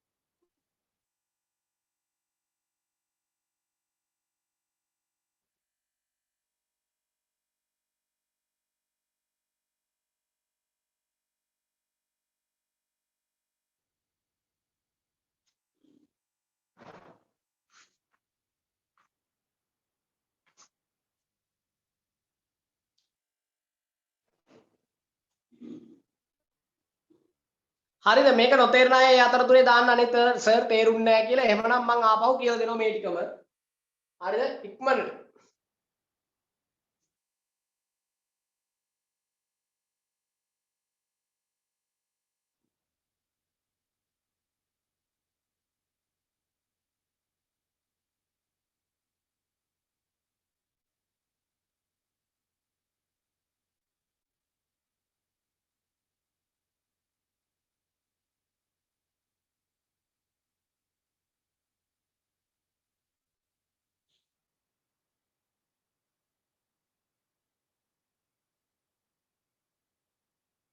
හරි අහගෙන ඉන්නකෝ. හරි. ඔන්න කියලා දෙන්නම්. අහගෙන ඉන්න. අපේ දරුවෝ 3 දෙනෙක් මැසේජ් කරනවා තේරුන්නේ නැහැ කියලා. හරි. 3 දෙනා නෙමෙයි එක්කෙනෙක් ඇහුවත් මම එහෙම දානවා. හරි කියලා දෙනවා. හොඳට අහගෙන ඉන්න. හරි අහගෙන ඉන්න. දැන් අහගෙන ඉන්න. පුතේ මැග්නීසියම් වල අගය කීයද එතකොට? මැග්නීසියම් වල 24යි. බලන්න වගුව. මැග්නීසියම් වල කීයේ 24යි. සාපේක්ෂ පරමාණු ස්කන්ධය. එතකොට ඔක්සිජන් ගේ කීයයි? 16යි. එතකොට කීයද? 40යි නේද? 40යි නේද? හරිද? ඊට පස්සේ හයිඩ්‍රජන් වල කීයද? 1යි. එතකොට ඒකට එකතු කිරීම 35.5යි ක්ලෝරින් වල. නේ වගුවේ දීලා තියෙනවා.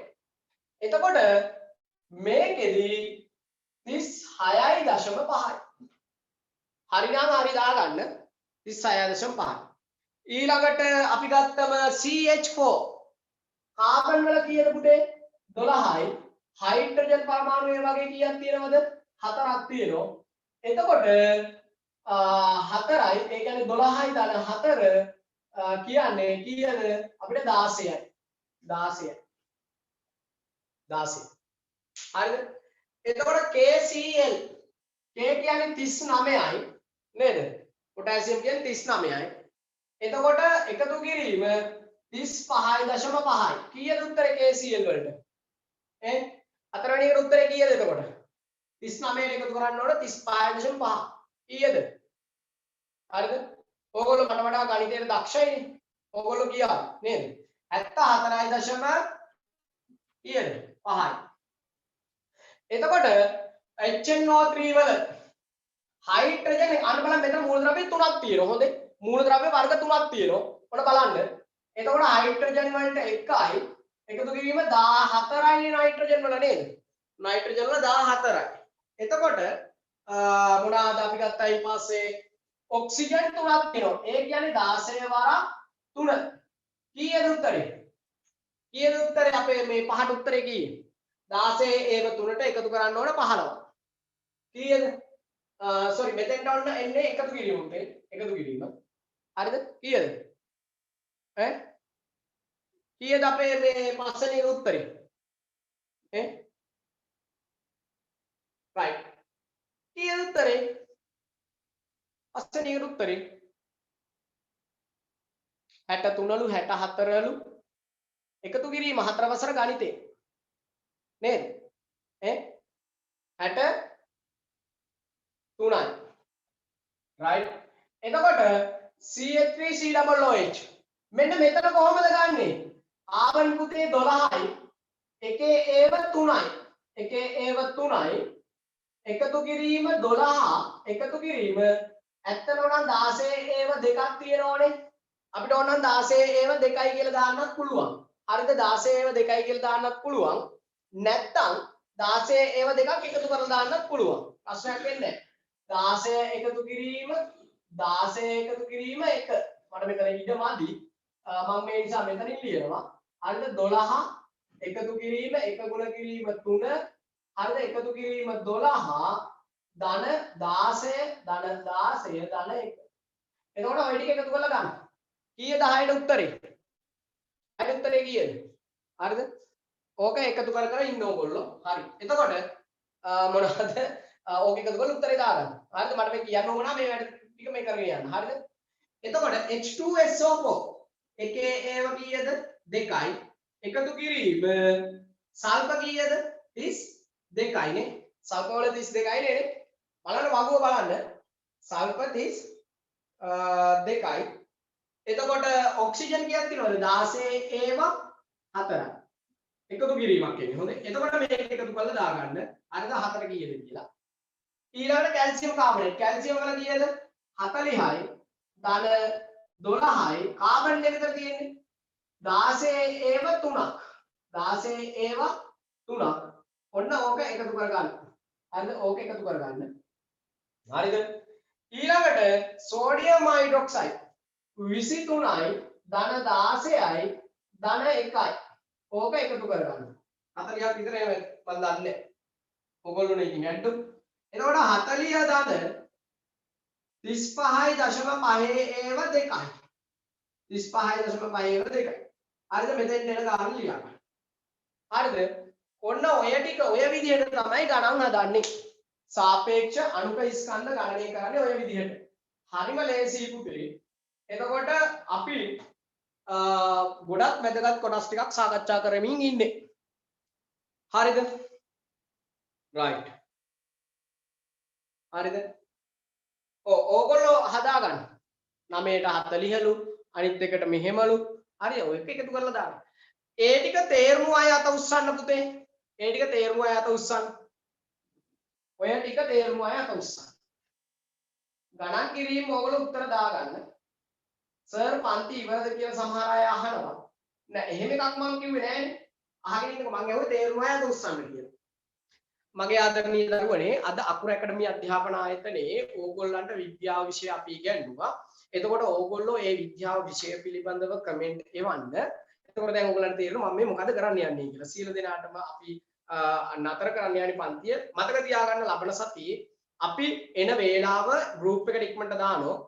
ලබන සතියේ උදේට නැති වෙයි මේ ටයිම් එකට.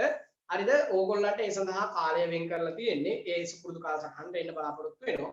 ඔබ හැම දිනාටම සුබදායි සතියන්තයක් වේවා කියලා ප්‍රාර්ථනා කරනවා. ආයුබෝවන්. කමෙන්ට් එකකට පන්තිය පිළිබඳව කමෙන්ට් එවන්න.